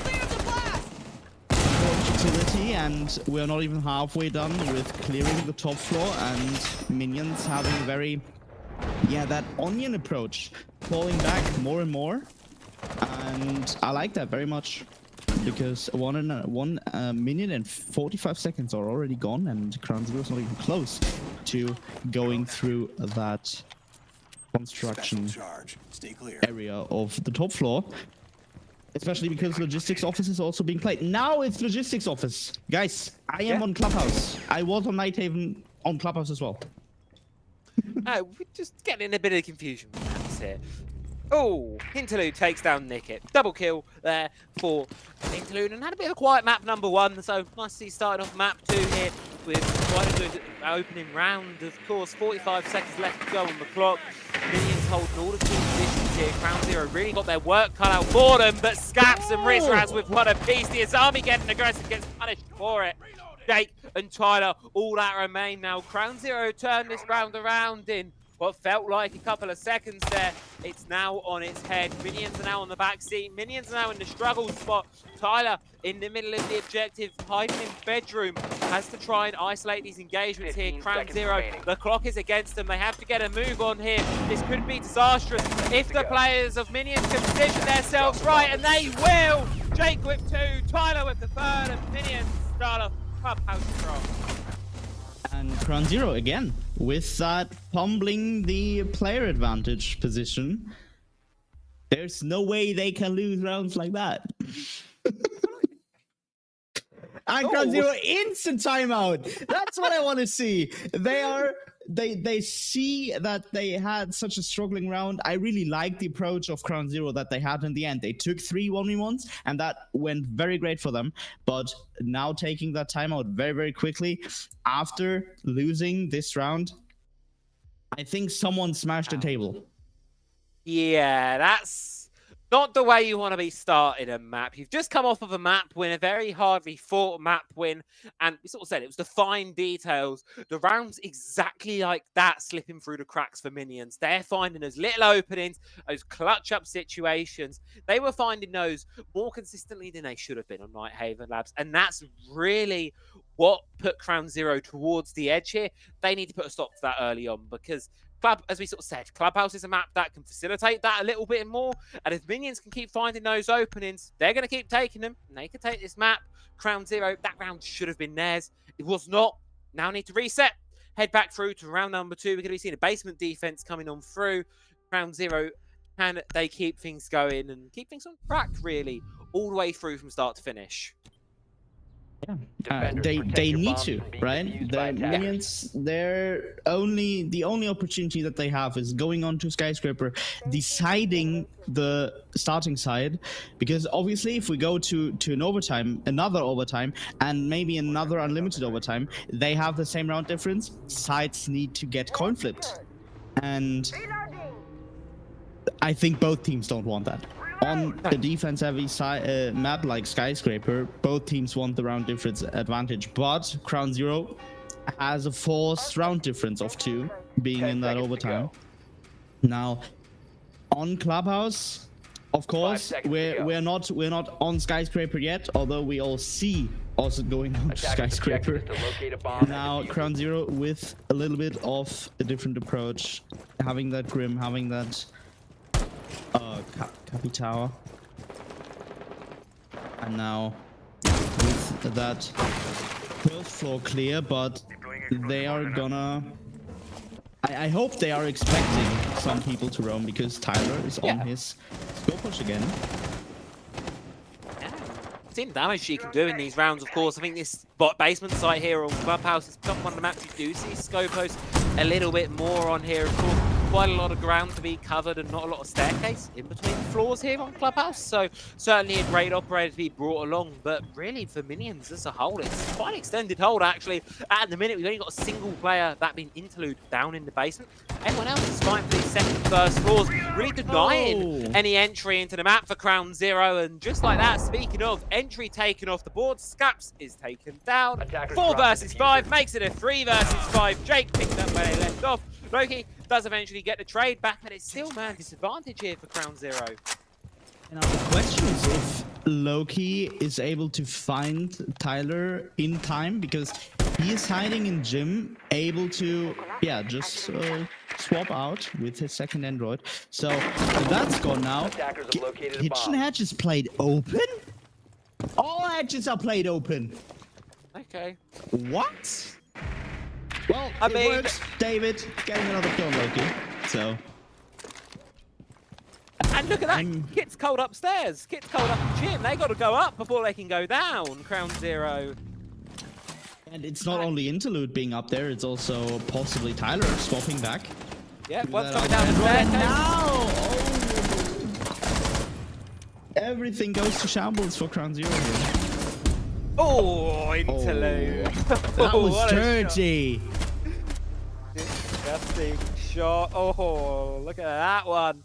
I mean, you know what? I've got to be honest here. That strategy really shouldn't have worked for Minions. You're playing with all the hatches open, all the rotations throughout the map open. They're just running around this playing like it's a team deathmatch almost here, just running around shooting people in the face. And I suppose at the end of the day, Siege is a shooter. Whoever does hit their shots first and hits them on the head is going to win. In that case, it was Minions. Interesting strategy there, certainly. But well thought idea, played it well through in the execution mainly, and 2-0 lead so far. CrownZero struggling a little bit. Yeah, at some point, I wish that now unrelated. Very unrelated. Sometimes I wish that they would have removed Clubhouse and brought in Oregon again. No. No. Did we just say That was a funny joke, both Max. That was a funny joke. Oh. No, but like, if you want a default map, I'd rather see Oregon than Clubhouse. I don't like the map. No. Attackers' objective is to locate a I bomb mean, and defuse it. I think if I'm always one of these as a caster, not a player, because our bigger players will be very anti these changes. But I've always thought, let's change the map pool more often. I'm an advocate for let's just put everything in the map pool, rotating through all the time. It's fun to see. Interlude. Having a very good position there to maybe get that first track down, but he was not brave enough. Sorry for the interruption. Please continue. No, you're all forgiven. More fun is happening in the server right now, and that's what we're here to talk about, because they're eyeing up the breach. Oh, 2 barrels in play, 2 barrels being used to full effect here. And, well, he's going to just continue to stall out this breach here, burn a bit of time, of course, for the side. Means it gives David the opportunity to come in, prepare for the bandit trick. Get the batteries placed back down. Should be able to deny the breach here. Quite easily done so as Soto Canister comes on through. But nope, another EMP follows suit. Bit of a wall game back and forth. But guess who has more utility? It's going to be the defenders. Bandit, shivering, does eventually get the ball done. Fuse wanted to make the entry. Does it through? No breach. No, it's no. it actually got cleared. I think it pierced in, paused because the Zeta's frozen, and then it got shot out. One cluster charge got through, cleared the right side bandage. But I mean, I just want to say it was very interesting what David did there, because he used the two-barrel mechanic perfectly. He retricked, so the bandage charge, the bandit battery would have priority over the ace charge. But yeah, Jake going 2 kills, 1 with C4, 1 with his SMG-12. Now Interlude getting another kill, making it a 2v4 situation for CrownZero. So far, not looking the best. Nikit being downed as well by Tyler with that frost shotgun, and now, yeah, they're just gonna dance a bit. Scabs, last man standing, getting the kill on Interlude. But in a 1v3 now, peeking duel, and Tyler, he has the better situation because he doesn't need to peek. And yeah, now that makes it 0-3 for minions. You did say it, didn't you, Gelstrom, that they might run away with this one just a little bit here. This might be a bit of a map that does favour minions, and well, so far, so true. Spot on the prediction mark there. 3-0 up right now, CrownZero. First round was really the closest one we've had, but as you remember, that is when CrownZero had, I believe it was a 2 versus 4 yet again. 4 versus 2 in their favour. Fumbled that one. It gave minions the round, and then since then, it's really been the minion show. 3-0 up now. Can rotate back to their primary bomb site choice up here, bedroom gym, and they're looking really, really comfortable right now. Obviously, CrownZero took the time out after round number 1, not had the impact from it, so they're not going to be able to have that pause anymore. And minions, if they can keep building this momentum up, Clubhouse could be really quick. I mean, you can use timeouts in 2 ways, right? The one would be to take momentum out of the opponent's play, but the other would be to 10 seconds left. Stop the frustration of your own team. I think that's more what the timeout in round 1 was for, because they lost that that was a very bitter loss. But yeah, now we are in round 4, and the trend has been going in favor of minions, and CrownZero now adapting, going another gym bomb site with a Montagne play. So maybe using those shields to a more frequent extent. They'll do it. Can breach open. They wanted to mute trick? Norby. Just gonna knife the shield. There does eventually drop away down in towards the pit. Gonna just retreat away. Dipsy gonna have to be cautious of it though, but it really should be low key. The first one to fall in this round. Tyler takes him down. And yet again, minions taking an early advantage here. Oh, Interlude played it deadly, playing it close with the shotgun. Can't quite find the elimination, but yet again, it's still that man advantage for minions here. 4 versus 5. CrownZero. got the CC breach open now, but its first hurdle of clearing out cash, they're still unable to do so. Minute into the round, eventually, Minions slightly going to retreat away from it, give over that control, but the damage has already been done, I feel. I think I accidentally changed something in my mix. No. You can hear me, right? Yep, we can hear you loud and clear. All right. Perfectly. Yeah, I just accidentally changed something in my voice meter and everything has gone to shit in 2 seconds. So, yeah. No, but I totally agree with you. It's just gonna be a very interesting gym side now in that 4v5 situation.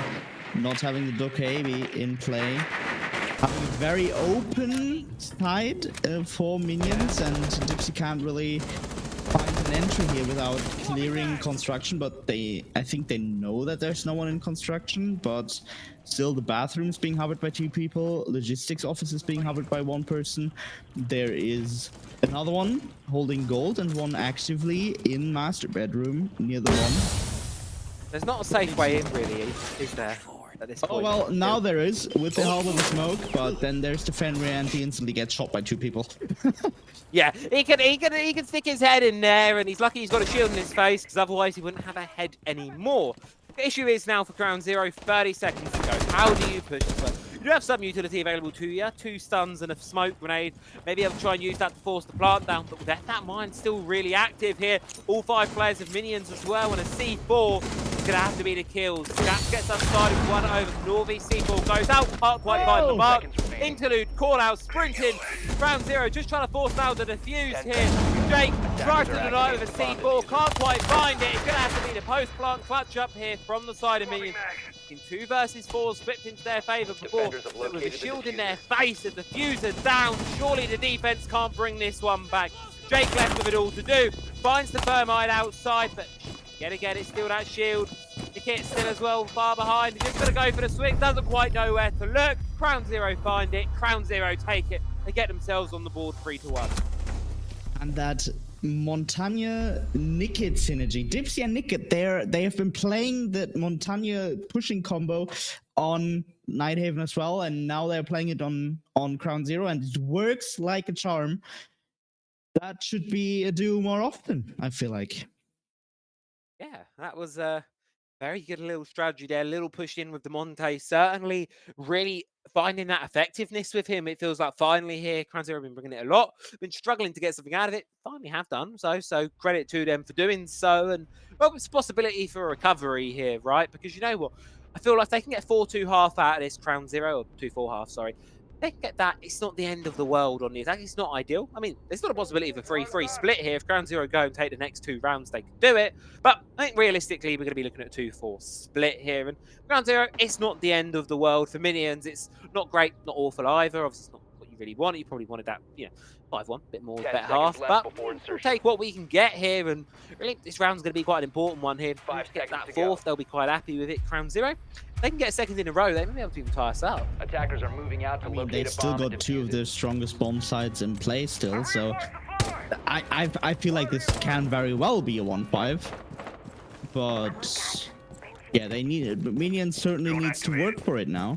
They've got a quite interesting adaptation of what they played before with that top floor roam, having the full push in cash, just waiting for opponents to come, and also Jake with his warden looking for any possible action on that top floor, getting any attackers out very, very quickly. On the other hand, Jacuzzi Breach already open. Dipsy joining the fight, and for now he's not finding anything. Tyler swapping out very, very quickly because he knows he can't really get anything if there's a shield in his head.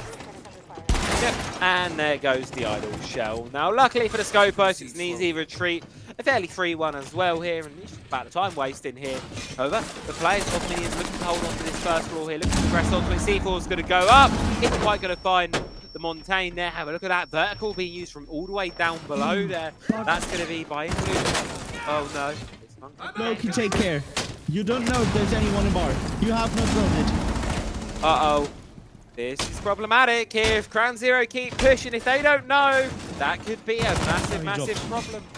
I mean, Tyler, he dropped, he's gone. Tyler's in garage though. From there, there's still players on this first floor here. He's still around. 4 versus 5 though, they're going to lose the first. Jake being taken off the board here. But look at this, they're taken all the way towards top floor here, Minions. Interlude's all the way back up towards Cash now. Getting up and going in through CC now as well. And suddenly Minions have got control over the map back over here. CrownZero, they're going to struggle to force and execute here with these conditions. Yeah, they need to... At some point, they need to start, right? There's 2 minutes gone on that clock. You don't know where 2 of the players are. You don't even know where 3 of the players are. I suppose you know where 1 is because you are using your drones actively.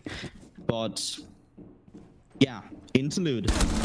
Now getting some damage on Dipsy, who needs to really take care because he's on 1 HP. Literally, Scaps though getting 1 go, getting 2 kills on the roamers. Now Tyler and Alex Northy are in a very similar position to what they had on Nighthaven. Alex Northy with that first one onto Loki. Now they still have a 1 tiny in play on the side of CrownZero, but he's very, very dangerously low. 1 impact and everything changes. Yeah, Tyler getting the kill on Dipsy.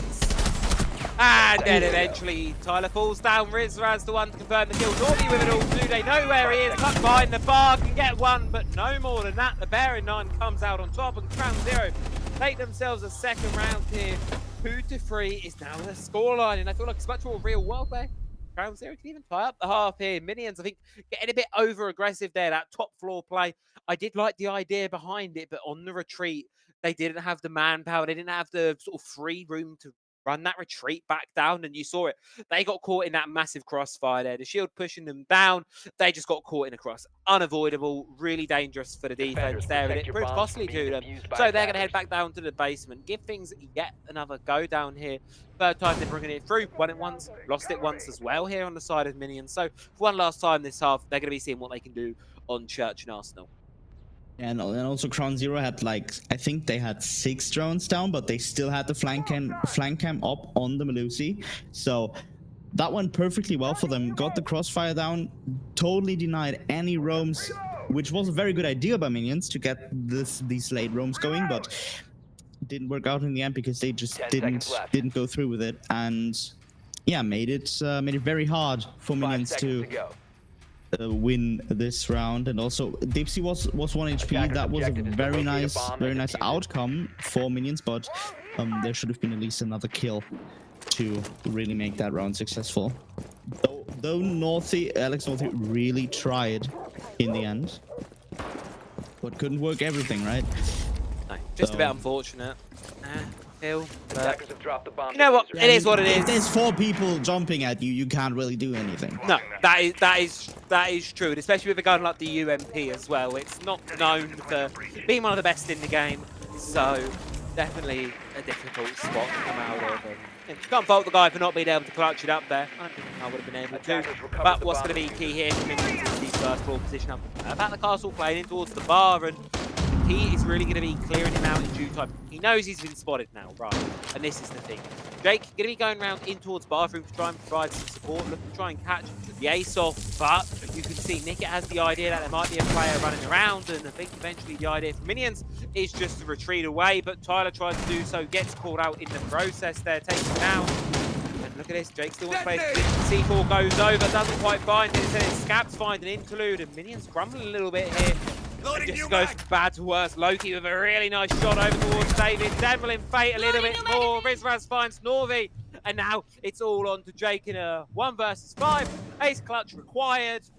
Is there anything he can do in this situation? Attackers drop the diffuser. Very tough. And Rizraz closes the flawless out, making it a 3-3 roll swap.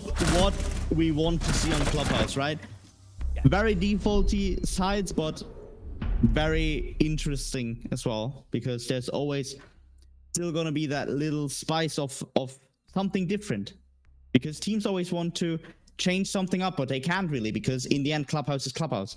So yeah, it's very interesting. Minions wanted to mix something up, and it didn't work with that 4 roamers getting 4 deaths very quickly. CrownZero has a very good eye for for those mix-ups, and yeah, it worked out like a charm. Now, as we look back towards this basement site for yet another go here, of course, side's going to be flipped around this time. CrownZero going to be on the defensive side. Obviously, I know it's a 3-3 half, but I've got to feel that they won that half. With how, I'm just going to say, with how bad it looked in the first half, for the first couple of rounds for CrownZero, to be able to bring 3 rounds back in the fashion that they really did, I think that's honestly quite an impressive 10 feat seconds for them. left. It shows that bit of mental fortitude from the team to not look at that 0-3 scoreline 5 seconds left. throw in before the insertion. towel. They really kept it going. They kept competing through, and shows a good Attackers' sign objective from is them. to And obviously, locate a they're bomb coming and into defuse this it. half with the momentum as well. And I feel that's huge because we've said it quite a few times. All of the sites on Clubhouse, maybe bar stage, all of those, that one, are really great objectives to be on. And CrownZero being able to use them in a full rotation through, that's really a massive thing to be able to use, sort of swing that momentum, keep it going. Auto breacher is a go! And momentum they very much need now with that. I mean, Minions needs the momentum now with that 3-3 having to give up 2 rounds that they didn't really want to lose on the basement side. I mean, they repicked the side in round 6 because they knew normally that was one of their best sides, but now it feels like Minions will have a very quick approach onto side with Jake already getting the drone work done in the direction of Generator, and also having the vertical play being almost done because they have a ram. I mean, it's incredibly different to the play we saw from Minions on their defenses of the field when they were playing on that top floor, playing on the first floor, really fighting for every inch of Clubhouse. It feels like we're seeing a little bit more defaulted here. The defense just going to be playing in the basement. We might actually see this objective really start to come into fruition here, of course. I feel like we're going to be seeing a bit of an old-fashioned execute style of round here. Of course, the vertical is being held. This player on main stage in a real difficult spot, but Nicket's going to get one over to Norby, and he's having a hard time shaking him right now because he's still alive, still burning that time with toxic babes, and barbed wire being broken. He's going to get aggressive. Look for the swing. They see each other, but he just can't see through the smoke. Oh no, Dipsy goes down. Yeah, I think Dipsy's actually Attackers have located a colorblind, bomb. so that makes it harder for him. Attackers recovered the diffuser. Yeah. Yeah, well, but I mean, he had a very big power position, and with the C4, Nicket supported him there. Yeah. So interlude. Oh. Yeah? You wanted to say something? Yeah. And he still burnt the time as well with a smoke on Dipsy. You know, credit to him. Still burnt the time, still had the position, supporting the team, send them up to success, but they may not be able to hold on. Interlude finds a second in the round here. Scaps and Nicket, all that remain. 2 versus 3 now. 30 seconds going on. Magman's going to go, sprint back into sight from Dirt, gets caught out by Tyler. Scaps behind bar left to try and clutch up 1 versus 3 here. Kit's going down, they have the idea, they find the other. Forcing Tyler to get off the defuse here, and the clock is now Scaps' best friend. 15 seconds Hugh's to going to go. be going down, they're just going to sprint it, try and deny it. Attackers But activating Hughes does go diffuser. down, and now it's a much more difficult one here from the side of CrownZero. See the player sprinting across. Do spot him, do have the yellow pings on through. It's just a straight up shootout at this point. Jules going on through, but Tyler's got the pistol out. MPX in hand for Scaps, but he's got such low HP, but it doesn't matter at all. He's going to find it. Just has to find this diffuser, take it down. He will do so, and CrownZero pick up where they left off 4 rounds in a row. And Scaps with that 1v3. Defenders have disabled the bomb. 1v3 clutch. Defender I mission think that's the successful. biggest clutch we've seen today. Except that 2v4 situation. I'd say 1v3 is bigger than that. I'd say that's absolutely huge from Scaps. Yeah, that was where Scaps had deficits on Nighthaven Labs. Now he's kind of compensating for Loki's performance. I don't know if we could see the scoreboard for a second. That would be very great. Oh, observer is absent. All right. Ah, there he is. Now Scaps 12-4. Defenders And on the other protect hand, your bombs from Loki being defused 20 by frags attackers. last map, going 3-6 right now. Dipsy being dropping a donut as we know him, but yeah, still compensating with his calls. But then that's the thing, you will look at some players and go, oh, he's 0-5 right now, it's a bit of a struggle, but the value that a Attackers have player discovered can the provide location of a that's bomb. not in the not in the game, not in the calls. That is insanely beneficial, of course, as you say. Dipsy can be making the calls, providing information, getting utility, whatever it is. Not everything in Siege is about kills. The kills don't say it 10 all. seconds to insertion. And CrownZero, well, the only thing that really does say it all is the round count. 4-3, 5 seconds CrownZero with the lead. And we feel like a far sight from the game we had perhaps maybe Attackers 3-4 are rounds moving to ago, defuse where the it bomb. was 3-0 up for the Minions. CrownZero lost 3 rounds in a row. Look a little bit lost. We're now seeing a totally different story from them. Yeah, and I mean, I gotta cut the slice of history a little bit. Yeah. Because we have a very historical players of ESA Cup in both of these teams. Minions, of course, being the winner of ESA Cup Season 6, my first ESA season, actually, and the runner-up of Season 5. With Alex Northy still on that team, as the team captain, obviously, everything changed around him, but he didn't. On the other hand, we have one of arguably the former best IGLs that the console scene had for a long time with Dipsy. So he's 0-5, but he's still making the calls. And yeah, so it's really a battle of the great. It's a shame that we see it in round 1 of lower bracket. Yeah. One of these teams has got to go home, and Minions rebounds and don't go their way. They'll be going home. But Interlude going to deny that fate for now. Rizraz is going to fall. Scaps gets one back over towards side. 4 versus 4 now. Leveled back up here, but I don't know if they know how close Dipsy is, but they don't know. There's a player on the left. David with a massive double. Interlude with another. And Nickit required to clutch up. Saw a 1 versus 3, a second to go. 1 versus 4 is going to have to come on through in round number 8 for CrownZero. And he has all the position to go for it as well. Nickit getting a second kill on Jake. Now with the Montagna in play and no C4 remaining. So that is pretty much just a fight. David versus Nickit. Unless Alex Northy is in the situation to go close, get on Nickit's nerves. And yeah, that's not working just yet. No, David, now you might be going through that, and that's actually what he's going to do, going into logic, going into gold, looking for that final kill. Nickit, he's still a minute on the clock. It went very fast for Minions, and that makes it look very, very awful. Now Alex Northy knows where he's going, and David getting his 3rd kill of the round, getting Nickit, making it a 4-4. Overall, Significantly better play from Minions there in the 1 versus 2 situation. Using that Montaigne to feed in the yellow pings, feed in the information, then just walk up close, apply the pressure, put that remaining defender exactly where you want him to be. That's exactly how you meant to play those positions here. It's glad to see Minions sort of retaining that little bit of composure from it, and they get their first round for a little while here. And as you say, Gelsham, we're leveled back out 4 versus 4. Now, going to be heading back up base room gym, give this objective yet another go here for the defensive side, see what they can do this time. And Operator's jumping out to me as perhaps something that I'm not quite as used to seeing. It certainly does have its place. It's an insanely strong weapon. Bandit shotgun, M870 coming in. yeah, I really like the Bandit shotgun.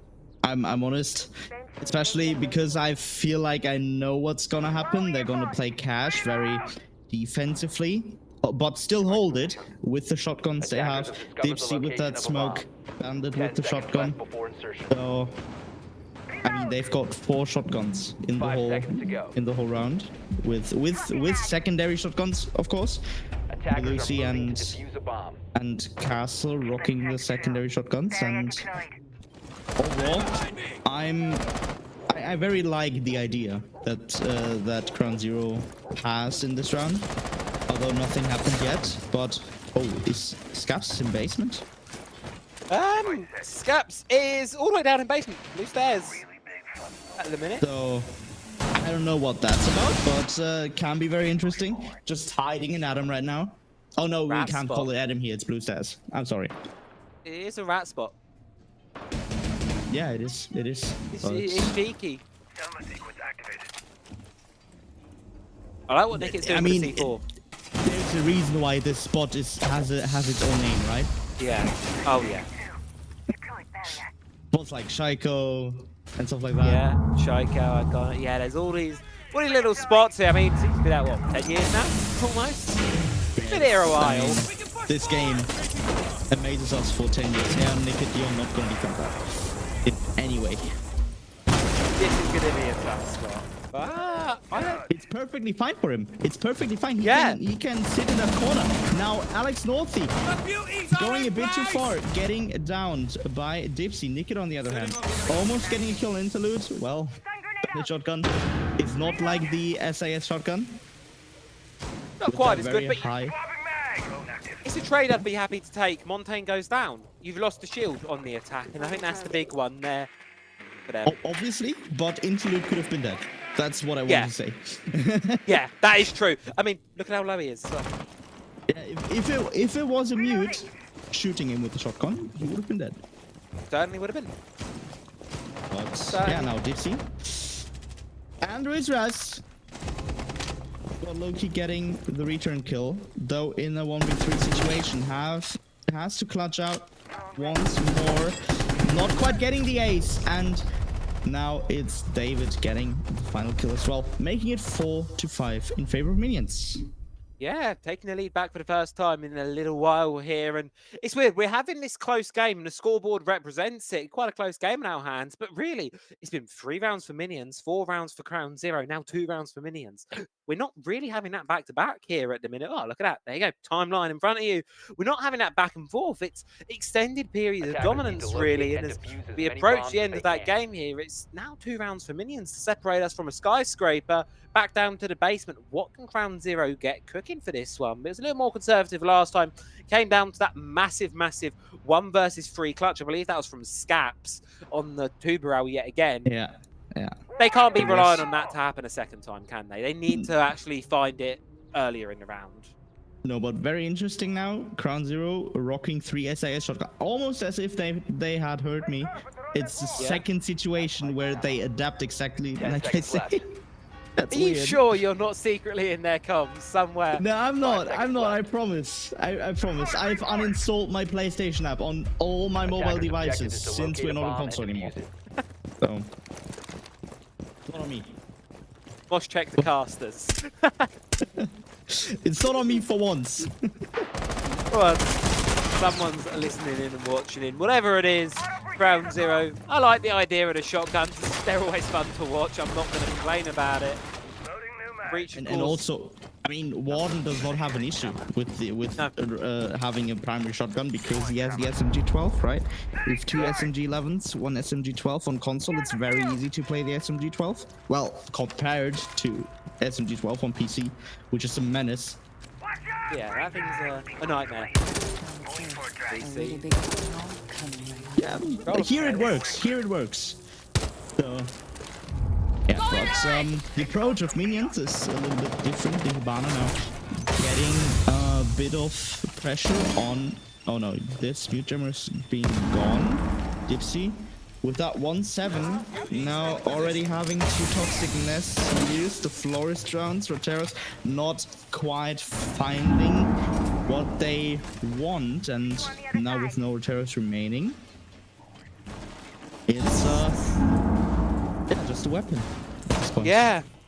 It's the same position Dipsy was in previously. Of course, Minions know it's what to expect. The question is, can someone from Minions take Dipsy down before he's able to get anything back? Yes, they will. Blinds him out. Jake jumps down, confirms the elimination. Already good start there for the side of Minions. CrownZero now reduced to just 4. All 4 players that do remain will be on the basement towards the objective, of course, playing a little bit closer down towards the objective. Key hatches are opened as well, and for time-wise for the side of Minions, really great stuff so far. They've got plenty of time in minutes. It's a good amount of time here, and they've still got, decent amount of utility available as well. Plenty of stun grenades to force this one through. Should be a good round for them going on here, providing they don't let anything slip. My question right now is, where are the ADSs? Dipsy could have held there so much longer if it wasn't for a single flash. But pretty much clearing out their power position. Now they know where the Giga is. Exactly. David getting a kill on Loki. Almost getting it down on Rizraz as well, who takes a lot of damage because 3 Minion players dropped down Kitchen Edge. David now trading Rizraz with Jake. Diffusers being planted. 1v4 situation on Nikki, who excellently lies down, but yeah, it's a very tough one. It's not that great of a situation that Scabs had, and Tyler getting that kill down onto Nikit, making it map point for Minions. 1 round away from taking us to skyscraper here for Minions. Yet again, the momentum's in their favour. 3 rounds changed for them. It's what they were able to achieve at the start of this game. The question is, can they do what their opponents did and make it 4? Or are CrownZero going to make an answer back? That's going to be the question. Heading back up to Cash CCTV. But aside of CrownZero, I feel aggression is needed, but they also need to not lose the picks, obviously. It's as simple as it sounds. They're losing the ones, they're losing the Attackers need to gunfights, and in a locate lot and of defuse as situations many there, bombs like we as saw they can. Dipsy on main says, dies, there's not an immediate response off the back of that. The smoke just goes down without much of a response, and because of that lack of utility placed upon him, and it being something that they'd done previously, Minions knew what to expect, they knew how to deal with it. As a result of that, it didn't really have the impact in the round that I feel that CrownZero needed it to, and it's really set them up for failure from quite an early point here. Need to make sure they're going into this late round with all 5 players still standing and trying to get an early engagement and winning it without much of a response. 10 seconds left Yeah, before they certainly insertion. need to act now in their situation as 5 defenders. seconds to go. CrownZero has to. I mean, statistically, they have the upper Attacker's hand, objective right? is to locate a Yeah. bomb and defuse it. But they're not working it out right now. Now adapting, using a mirror, that's not what we've seen that often. Well, on Nighthaven, mirror was banned. On Clubhouse, it isn't. So now playing the mirrors, but not on the spot you would suggest a mirror, because they are on CC. Oh no, they're using the mirror on the breach. No, come on. Attackers have located a Oh, bomb. Playing the that's, real Pro League stress right here. yeah, real. This is some tech here we're seeing. Some real high quality stuff. I mean, Norvik in towards garage now, knows that there's obviously a player up towards rafters. Loki on the dock. Obviously, you can try and force whatever up there you can. Obviously, it's going to be difficult. But Simply still out. Juice's Dipsy back up as well. And right now, the attacking Minions, they're trying to find this opening. They're trying to identify this pressure point, this weak spot that they really need to try and sort of catapult this one to really start things going for them. And they're unable to right now. So they're just going to send Jake in. Gets one.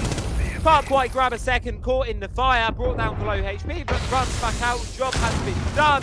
But the issue is David goes down. Brizraz finds one back, 4 versus 4. Northy has got rafters under control, however, still hotly contested, and of course, is going to be someone else from Minions going to have to come and support, diverting the attention elsewhere.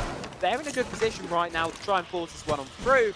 Dunk grenade, of course, not in. Oh, self-blind from Tyler. That's not needed right now. And blinding Alex Northy as well, who's just about to peek on that window, going into the bomb side for once now. But CrownZero being in a very comfortable position, lots of utility left. They've got their last toxic nest gone. They still have one Wamai magnet to use for potential ace charges, ash charges. Now Nikid, yeah, peeking on Tyler, getting the down as well. No, that's Rizraz. Dipsy getting a kill on Alex Northy, making it 4v2, and both Jake and Interlude are on literally 1 bullet health. And that makes it very hard for Minions to convert this round, except CrownZero, don't do it. Oh, that's a bot. That's a very interesting bot. Bot, Scaps, and Dipsy. Yeah. Close it out. And I don't want to call it. I don't want to really cast a curse either of these teams, but we were at a 6-4 on Nighthaven Labs. Overtime. Okay, sorry. Yeah, no. I think we are allowed to get excited for a second overtime here. This matchup is delivering. I think that's the important thing here. I think Get me out. you're not allowed, and you're stuck here with me. We're gonna go to like triple digits worth of rounds in this best of 3 somehow. Defenders, protect your bombs. Oh from man, being used by I'm attackers. like, it's just, it's not like I don't like to be here. Hey, we see stage. It's stage. No, it's stage. Oh no, what That's a are we Dipsy doing? classic. That's a Dipsy classic. They called it. They Attackers called have it. It was located a like, bomb. yeah, guys, let's go back to 2018. We're gonna go to stage, and stage is gonna take us to overtime. Oh man. Oh. Oh. I'm losing brain 10 cells seconds watching remaining. this. You're loving every second of this. Deep down, you never admit it. I You're loving didn't it. say that. I just wanted to say. It's not like I don't Attackers are heading like out to being defuse here, a bomb. but my sanity. I'm losing. Losing the brain. I mean, it's accurate. I mean, this game is certainly one with, I think twists and turns would probably be the nicest way to put it. Throughout the last two maps, we'll call it twists and turns. Excitement. Yeah, very good explanation of what is happening here. Very diplomatic approach to saying that as well. Oh. Sentence. Yeah. Yeah, you know what? it's accurate. And the thing is, as well, you know, as twisty and turny as it's been, it has been fun the whole way through. Credit to the teams, as much as it might not be the highest quality of Siege going on in the world right now, actually G2 are playing. It's the best Siege going on in the world right now. What? And Yeah. I just wanted to say that. like G2 playing, like, this is probably 9 years better than what's going on right now, of course. Entertainment is at an all-time high, and might be 5 minutes into what could be the final round here of regulation. Minions, one round, take up the skyscraper. Might be able to do it. Well, that was great. Shitting G2 in the console, guys. That's great. It's just great.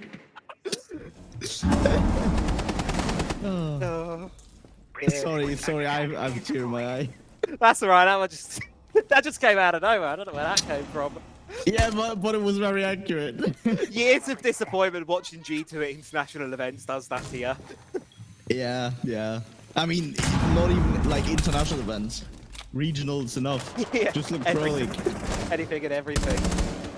What was that last year? That was it major quals? Yeah. G2 decided to save strats on the deciding match and made them just go in via points. But yeah, it's interesting now.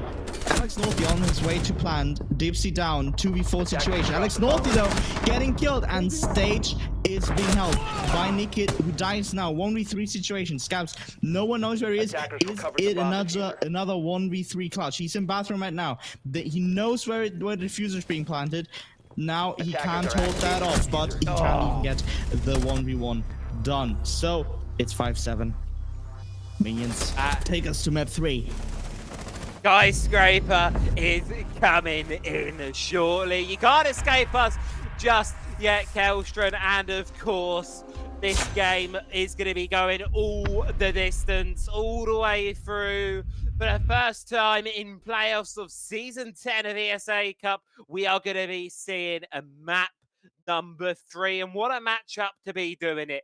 Overtime in map number 1. The brink of regulation, all 12 rounds in Clubhouse on map number 2. And now we find ourselves on a skyscraper where, well, said it at first, it was CrownZero struggling a little bit on Clubhouse. You weren't too confident for them. Well done on the prediction. So, as the wisdom here, I'm going to ask you what you feel about Skyscraper. I feel it's going to be very, very interesting because, as you might recall, the score on map 1 was an 8-6. The score on map 2 was a 5-7. We have the exact same round difference. So, who decides which side is being, or who is starting on which side is being coin flipped? Yeah, it's a surprise for everyone. Going to be a little bit of drama, a little bit of excitement, and well, I believe that one, of course, is going to be coming on through. Oh, hold on, Max is. I don't know, or maybe. Oh, you know what? I think the safe option is to throw ourselves to a little bit of a break, as the players will be taking right now, and we will tell you the results of that possible thing coming. Or Ihotnik says it should be a 1 versus 1. Honestly, I think for an entertainment point, I support that notion. So before we get any more off track, I'm going to throw it to a quick break. We'll be back in a couple of minutes with map number 3 of today's Skyscraper. Minions versus CrownZero. One of these teams is staying in the competition. One of them will be eliminated. We'll be finding out soon which one it's going to be.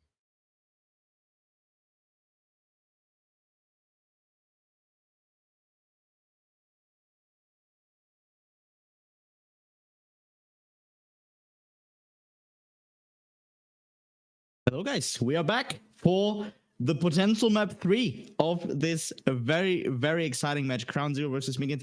The first 2-1 that we're going to see in the playoff stage. And yeah, so we are in a little bit of a struggle because map 1 finished 8-6 in favor of CrownZero console, and map 2 finished 7-5 in favor of Minions. So we can't really decide who decides what side they're starting on. That was very much a very weird sentence, but so we have decided, or rather admins have decided, that we're just going to do a live coin flip on stream to decide who or to decide who will decide what side they are starting. That's I'd still be starting on. Yeah, that is a really funky sentence. Just to show you all, folks, I'm just so you know the game is clear. We do have tails on one side, heads on the other. If it's a heads, it will be Minions getting side choice. If it is tails, it will be CrownZero. So I'm going to sit back when it's been flipped. And we are going to be having ourselves, that is a tails there. So that is going to be CrownZero starting over on the whichever side they choose, which I believe will be the defensive side. I would presume it is a skyscraper. So I'd be very surprised if they chose to start attack on the sky. I mean, it's going to be def either way. I wouldn't suggest anything else. Yeah. I mean, I have seen very weird plays. If I recall, it was that season 9 qualifiers? No, it was season 8 qualifiers of we say we've casted a skyscraper game. It was, I think back then it was called Envision versus MDF, and Envision started attack on skyscraper and they won 5 attacks. Oh. Yeah, that was very interesting. That is, I mean, interesting has been this game so far, hasn't it? Really, right? Like, yeah. So I mean, anything can happen, but I doubt it will happen. You doubt? We never know. This matchup, if it's been one thing, as what was it? I said twists and turns. That is twists and turns. Twists and turns has been the way to describe it. We go all the way to map 3 now, of course. Just confirming it in. It will be CrownZero starting on the defensive side in regulation, just waiting on the OT pick for overtime as well. But as you said, it's very likely to be the defensive side as well. It'd be silly not to, really, with how the better side of map of skyscraper can be. So I suppose we look to it now and go, really, what is the question of whatever the expectations? Obviously, with how close the maps have been, Minions, they'll be happy they've won the opponent's map pick, happy they've had the opportunity to bring us to a map 3, but it wasn't like it was a clean victory. It was definitely had their struggles going through it, of course, and now we look at this new map and go, is this a reset, or are Minions going to be able to use what they built in map number 2 to really propel themselves into Sky? I mean, I'm just gonna make you take a guess on how the side statistics on skyscraper look very, very quickly. What do you think? How much defense win rate? I'm gonna reckon about 60%. I reckon I'm gonna go somewhere about 60. It's close. It's 57.5 statistically in season 10. Okay. So there have been 73 rounds played, 31 attack wins, 42 defensive wins. So okay. I mean, it's closer than I thought. Yeah, certainly. It's fairly fine.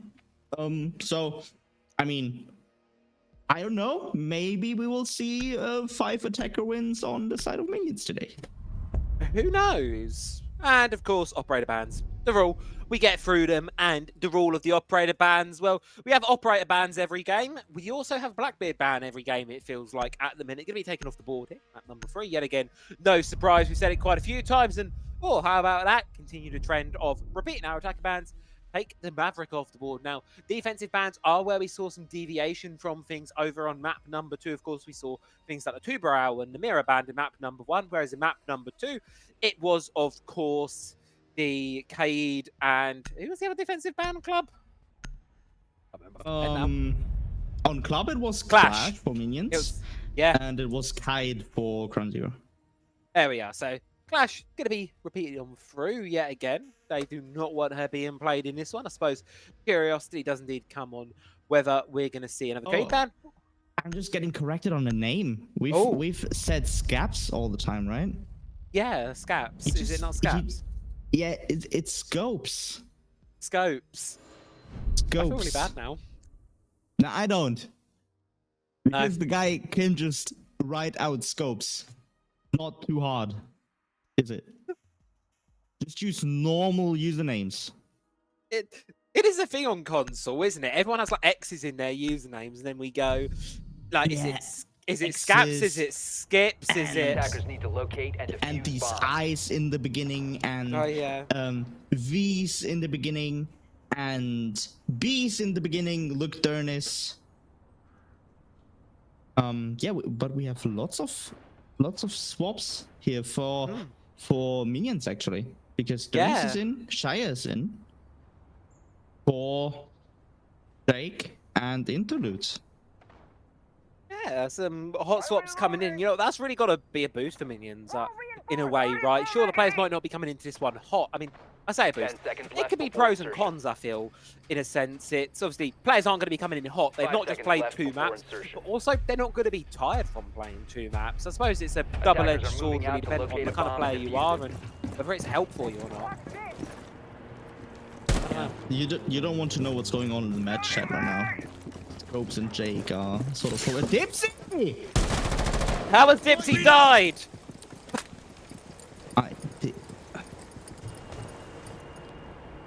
I feel like there was a shotgun involved.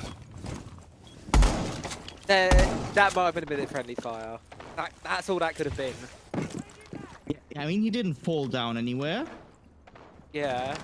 He I don't think didn't- any of the attackers were The shooting. police had his shotgun in hand. Oh, but I mean, minions doesn't know that, so we're still good. Yep. And on the opposite, it's Alex Northy with the first real damage of the round. Yeah. Yes, CrownZero gonna just shove that one under the rug, pretend it never happened. It wasn't there, didn't happen, don't know what we're on about. So, we'll just keep things even. Obviously, all 10 players are still standing in this one here, a minute on in now. Toxic Wave's already being burned here towards the balcony. Tyler, taking a little bit of damage from the top. Babe. Going to get in the window as well, but the first pick's going to come from Rizraz, taking down Norvi, taking down the Montaigne, and that's going to be problematic. Prompting Tyler to just send it in, takes down Rizraz, but so much damage from the smoke, brought down to a sliver.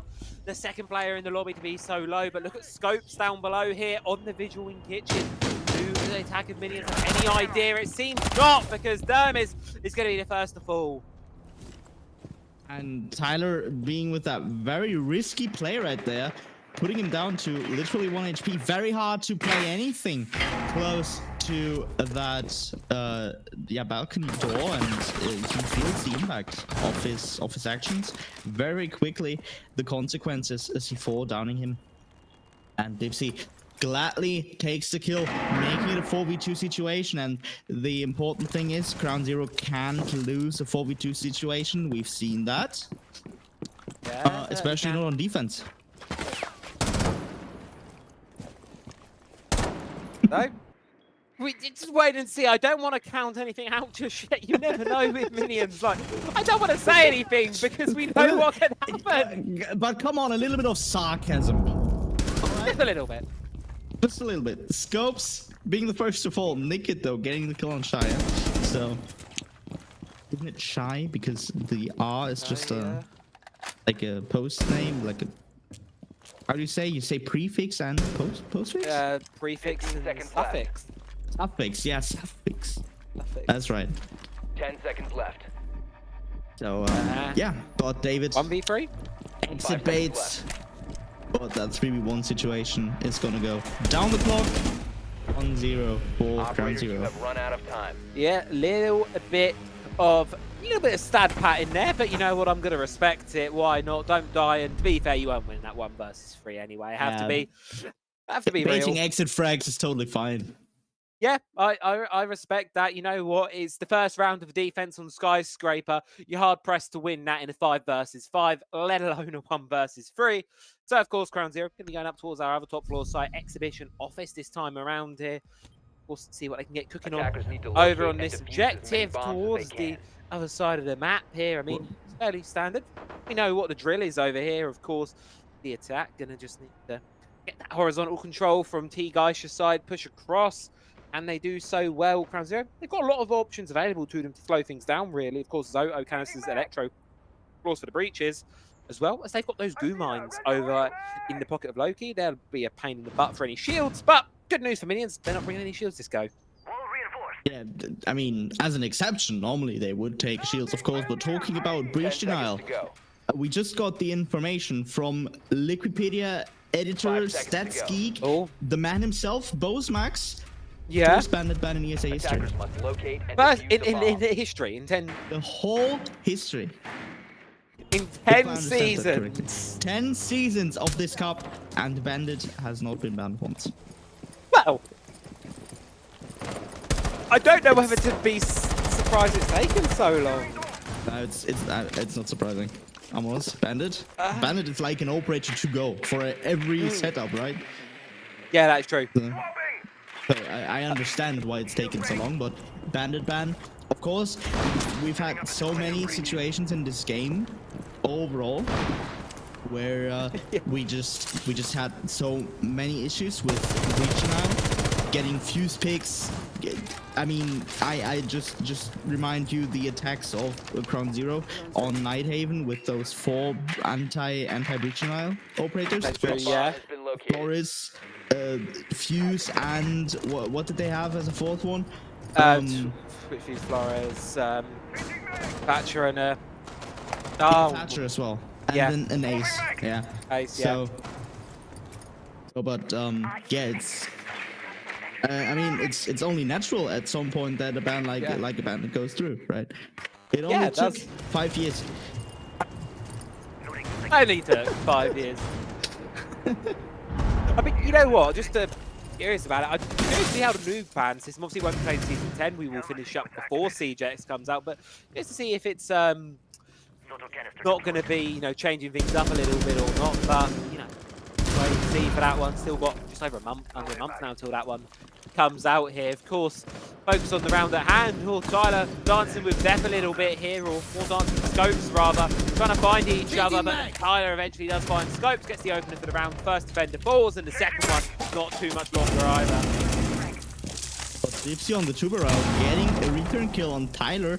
In return, no Bs anymore, but David and Dernis now taking the offensive, rushing on side, getting a kill on Dipsy and Nickit as well, making it a 1v3 situation, and Loki, he is not comfortable going close onto the, what's it called? Balcony area? No. Terrace. Terrace, yeah, terrace. That's the other side. Balcony's the other side. Yep. Yeah, and that's just quite tough. Yeah. Minions Yeah. evening the score. Yeah, no, it's got Max typing in the chat, of course. Some operator bans we've not seen yet. Aurora, Striker, Glaz, Curly. So there's plenty of operators we actually haven't seen banned yet. I mean, Rora's one of these operators. I mean, Bomb Have you located seen by that? Call that Aurora? first operator? Rora. Is she called Raora? Raura. I called her Ramatra for like a good half of the cast once. Ramatra. I just didn't realise I was doing it halfway through, and someone in chat, I think, put Ramatra ? And I'm just like, oh yeah, that's the Overwatch one, isn't it? That's the complete wrong character that I'm thinking of here. Yeah, wasn't that from some different game? Please, Blizzard, don't sue us. 10 Yeah. seconds to go. Guys, I think they're going to ban Reinhardt. Yeah, I kind of made a mix of Reinhardt and Symmetra. But yeah. Attackers Well, objective is doesn't to matter. defuse the But bomb. that's actually a very good info there by both Max. There's some very Yeah. popular operators not being banned at all. Stuff like Thorn, Pulse, Yeah. I'm surprised by the polls. Alibi, That really surprises me. yeah, Striker, of course. That's fairly interesting. But Striker is fairly new in the game, right? Yeah, But, Rook ban, yeah. Although Rook not seen that often, to be fair. Doc, that's interesting. That's because a lot of teams here do like to bring Dog, don't they? MP5 ACOG to Stims.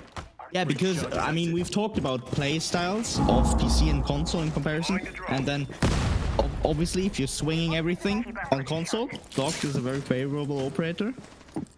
Yeah. Not seen a But cav yeah. ban. Yeah, well, I'm honestly surprised I haven't seen much cav. Really entirety of ESA. It's one thing that really has caught me. I thought I'd see more cav. But really. oh, Caveira, like ever since Vigil got into meta, it's kind of yeah, well. Yeah. Deployed. Surface secured. Yeah. Oh, Norby's getting in, already in towards drums here, in the face of the defenders. Look at this, they're trying to find the pick, trying to find elimination, but they've got to be cautious of David. Tyler as well, trying to support from below, can't quite find it. It almost gets taken out in the process of here. Minions having a bit of difficulty pushing through, but do eventually find Loki there, and that's going to be the start that they needed. They also identified a player playing down below. The Frost, of course, coming in from the scopes here. But I don't like watch out Tyler, and you've got to be cautious because look at how low the Nomad is. But Dipsy can be taken out even lower, gets taken out, and so does Dernis. Raz with one back, 3 versus 4. Yeah, and I mean, Scopes just ran down, but the side, or rather the top floor has mostly been cleared, but at what HP values? Alex Northy, 1 HP, Tyler, 1 HP. David is around 65% HP, but literally the Nomad and the Montana need a little breath to their life bar, and they are gone for the remainder of the round. Yeah. And 3 toxic babes in pockets as well. Yeah, so Rizraz can be the MVP, and we can see a very nice clip coming. Never know. 25 seconds, the attack got to get a move on here, but as you mentioned, with that HP, they're certainly going to be cautious.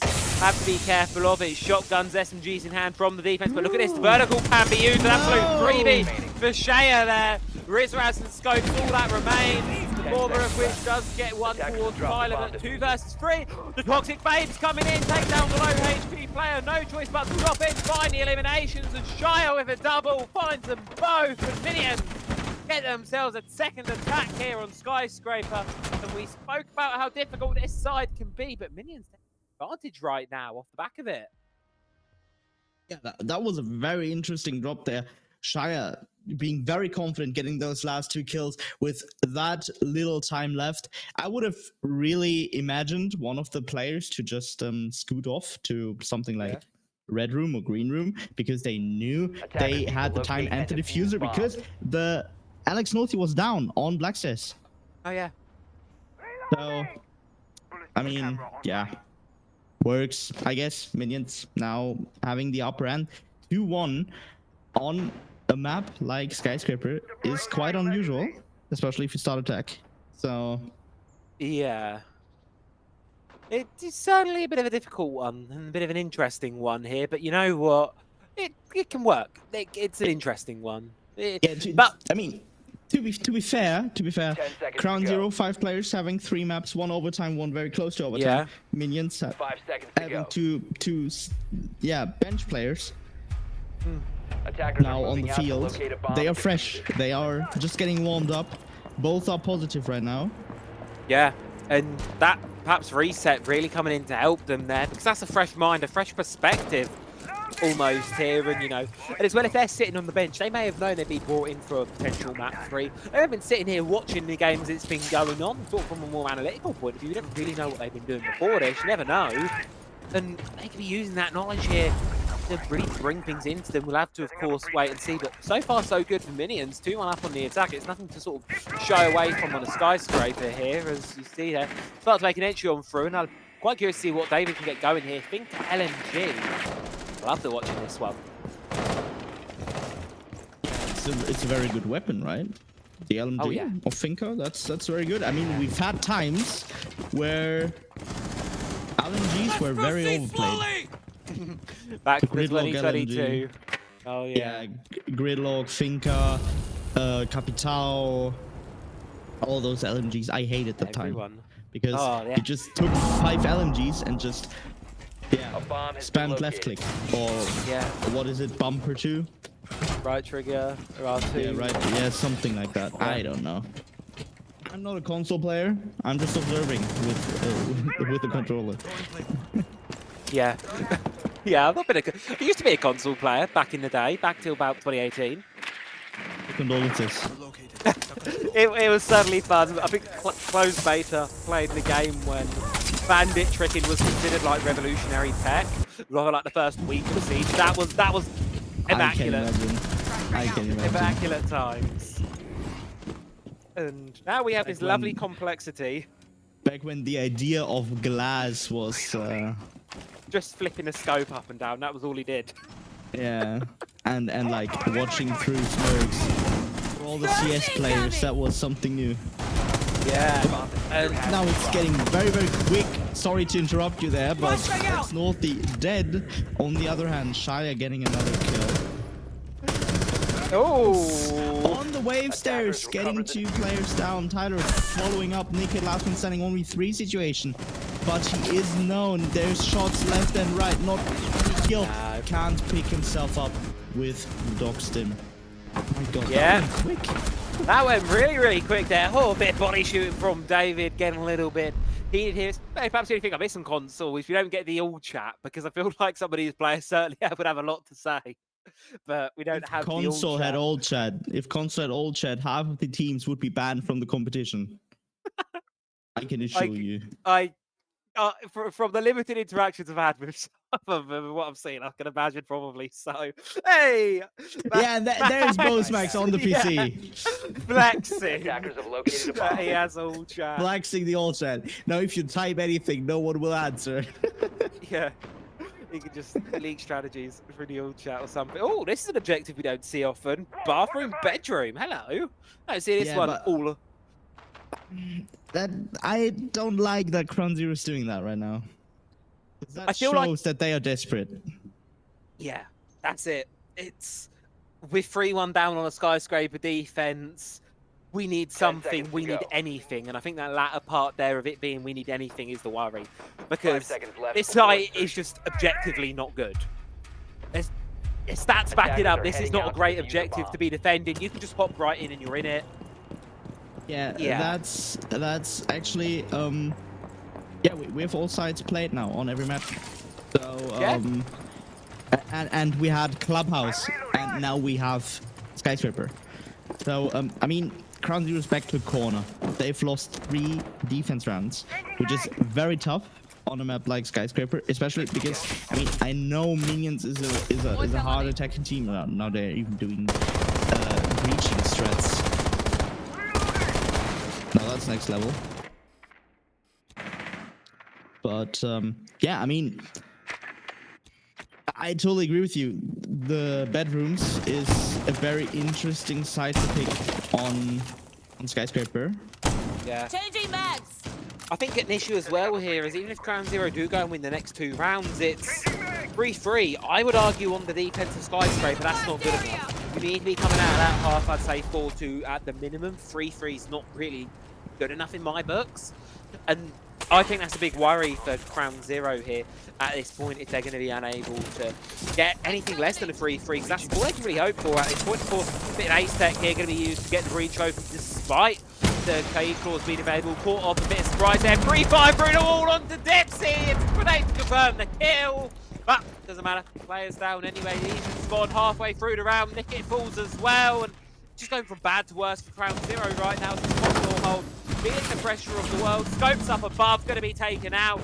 2 versus 5 now. Loki and Green around 2 plant denial operators. But when they're all outstanding, 5 very, very angry minions, what can they really get going? Yeah, and I mean, they are back to a corner, and it Oh, certainly shows. No one's playing together anymore. They've had 3 people roaming the top floor. None of them got any kills or maybe even a little bit of damage. The only one of minions that has damage done is Shia now. And now Dernis dies to Loki, who's on side playing that vertical. And he gets a second one as well. The Maestro, the Owl, just very, very, very, very strong. Might look for a third one, but he's roaming too far into that vertical zone. Needs to back off into bathroom. Oh, in delivery, we still have Rizraz with that possible content. Loki getting a third one. Alex Northy though, killing the Maestro off finally. But with the additional intel maybe, the diffuser is getting planted now and Rizres getting swung by David, who has an angle on the house stairs, making it 1-4 right now. Yeah, go swinging off sound cue there. It's a little bit uncomfortable for Minions at the moment, but 4-2 guaranteed on the attack now for Minions. That is a scoreline we seldom rarely see on a skyscraper attack. Minions, I think, regardless of what happens next, they're going to be going to the second half with a wave of confidence going under them, because that skyscraper defense, typically, it's like a big soft blanket. You're all comfy, you're all warm and fuzzy. You're fine to guarantee yourself quite a few rounds on it.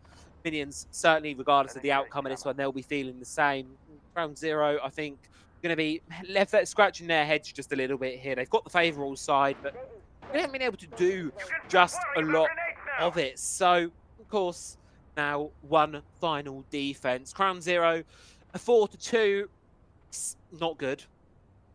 It's not impossible to come back from either. I think a 5-1 might be a little too far gone. 4-2, it's not good. 10 seconds left. It's not likely, but it's doable. So I think this round's really, really important for the side of CrownZero 5 to seconds get. remaining. I think 5-1's just too far gone on that point. Yeah, 5-1, that kind of, I said this before, like with the 5 attacks, now Dipsy's on the back foot. Because he was in that team getting 5 rounds against MDF, but it's, now it looks different. But, I mean, you can see for CrownZero, it's just, they're exhausted and it shows. So, yeah. That's the main thing. I wouldn't even say that they can't keep up on a map like Skyscraper against Minions, but it's just, it shows that they're not focused anymore that much. So I wouldn't really take the responsibility to them 100%. And it almost echoes what we saw way back in these guys when they played each other in Swiss stages, right? CrownZero, first map they came out swinging 7. Okay, sure, it was a 7-3, not quite at all. But as the series went on, they just kind of fell down off a cliff a little bit. What, 7-1, 7-1. What, after the second map, Minions just really seemed to have their number. And sure, map 2 was quite close, but map 3 has been nothing of the sort yet. It feels like we're seeing a repeat of history here.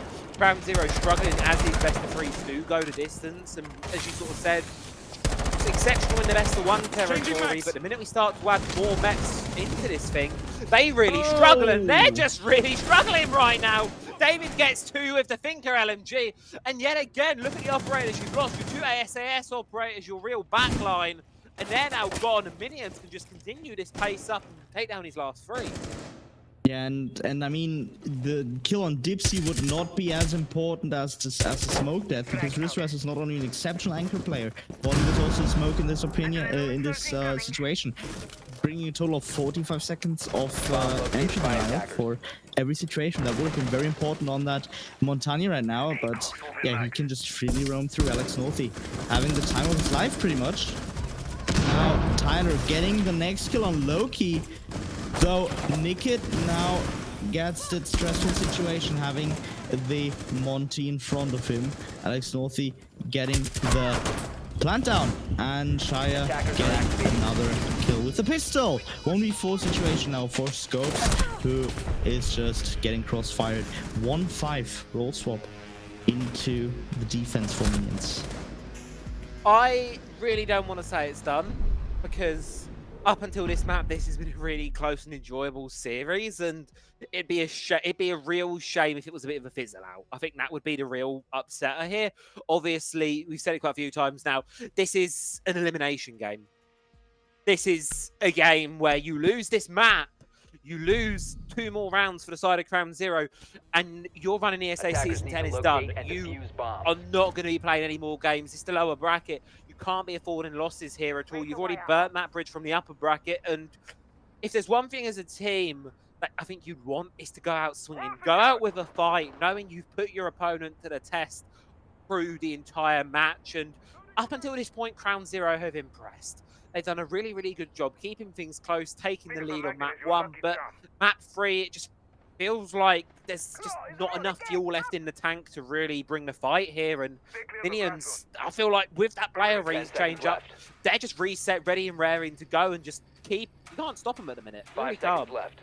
Yeah, but to be fair, I mean the two changed players Attacker's of objective Minions is to locate a bomb have and defuse it. are positive, but in Yeah. the end, it's David with that best KDA going 7-1, on, yeah. going steady all 3 maps.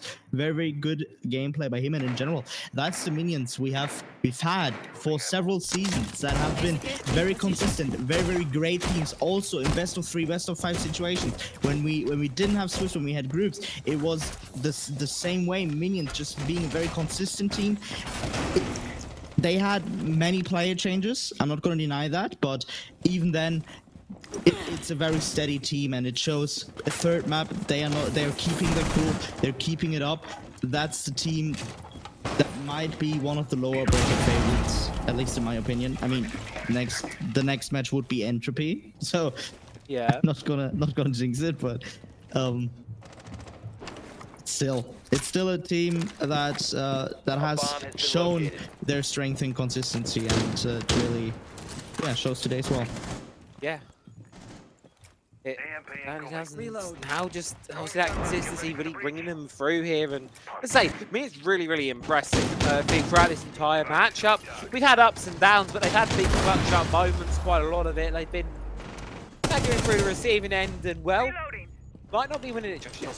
Don't take down Dirties, and that's at least the start here from CrownZero. As they're going to get the breach out open here, taking down the solo challenge from below, using that vertical is good work. And I don't know if Takaid has any idea that the puck can see his head almost. Norby's going to be the one to go down here. Tyler left over his load over here towards this kind of lounge. Maybe the defense is a little bit split away. Smoke coming on through, but Tyler with the shotgun gets one, but immediately trade back to the vertical below. And for the first time in a little while, it's Minions on the back foot here. 2 versus 4, a minute left to go. Yeah, but they can't lose 4v2 situations, right? So that's certainly not going to happen. Scopes now getting a kill on David. And now it's Shia getting fragged by Scopes as well.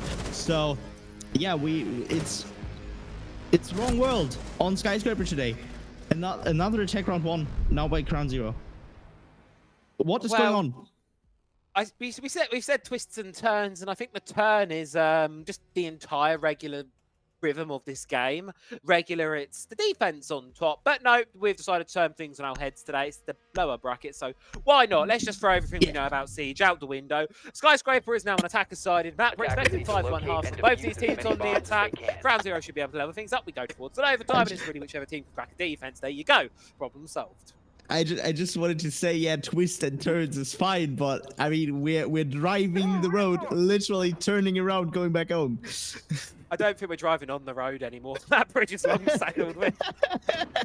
Oh yeah, it's more like an off-track, I don't know, Farmers Land. Yeah. Yeah, ESA is officially Farmers League. How about that? In the middle of a field, as far as the eyes can see. 10 seconds remaining. Oh, Oh my god. it's how it What's feels different like. is weed can actually be mode. This Attackers is are just moving out to pain. locate a bomb and defuse it. Yeah, this is just. Oh look, operators. We were speaking about some operators that haven't been banned yet in ESA at all yet in their entire presence in the game. 2 of which, Glaz and Aurora. Guess who's been important as well? Glaz and Aurora. That of which with the LMG as well. I think it's Say it again. What's that new operator? You mean Aurora? Aurora? Aurora. I'll just say You need to- Aurora. Bomb located by Yeah, attackers. it's fine. It's fine. It's probably harder, like for people that speak languages that isn't actually saying every syllable they have in their Yeah. words. I can barely speak English. I can't be pronouncing Aurora. As a German, it's very easy because you just have to say every syllable. Yeah. Yeah. Just weird. We cut things out. We're like, in England, we're like bottle of water on a Tuesday. Reloading! That's us. Oh man. All right, but yeah, we are going to an attack that might be very interesting. Scouts now using that Aurora doors to get barbecue out of the way, and that makes freely Dipsy yeah, freely roam up to Black Stairs with his Montañas. So the attacking point will be Karaoke very much. And we've also got Nikit hanging on Karaoke windows. So it's gonna be the time of their lives right now. Rizraz barely surviving there. Another smoke coming. Derner's getting killed on scopes now, but dying very straight up after. Dipsy dead. Diffuser is on side because Alex Northy has a smell for shields. And Rizraz following up. But there's another flank. Another flank!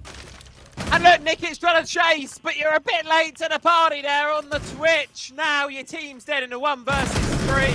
Get one, take down the Legion. But there's 4 players remaining on the side of Minions here. They both know where you're going to be coming from. You do have a Talon shield to play behind, but you've got to pause for 3 seconds. Take that goo mine out of your foot. 40 seconds to go here for the sole remaining attacker of CrownZero. Diffuser is cold. The stave off match and series point here for CrownZero. Nikit needs to come on huge. Going to be using those Aura panels. Get the doorway closed. Provide a little bit more coverage. But do they know the final player is prone? No, but they find it anyway. You know the other one's on your right. You know where Tyler is. They swing out and Nikit clutches it up. And CrownZero are holding on here. But you have to fight the Minions. How are they letting that 3 versus 1 go? Because these clutches are getting ridiculous. These attacking wins, even more so. What is going on in this game? I can't even... I'm done. I'm done, guys. I have completely lost it, I think. And G2 have won. So, just unrelated. Wait, G2 turned 5-2 around. Yeah, G2 beat DZ, I believe. Oh my god.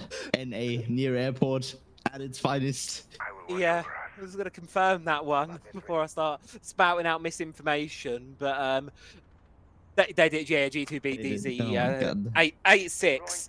So all that trash talking about G2, that is just not going to plan for anyone, anywhere in Siege.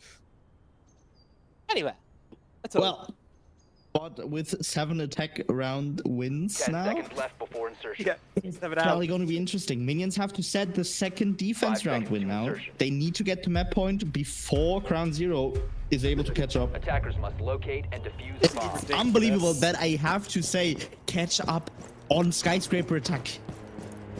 This is ridiculous. Let's just... I'm reloading.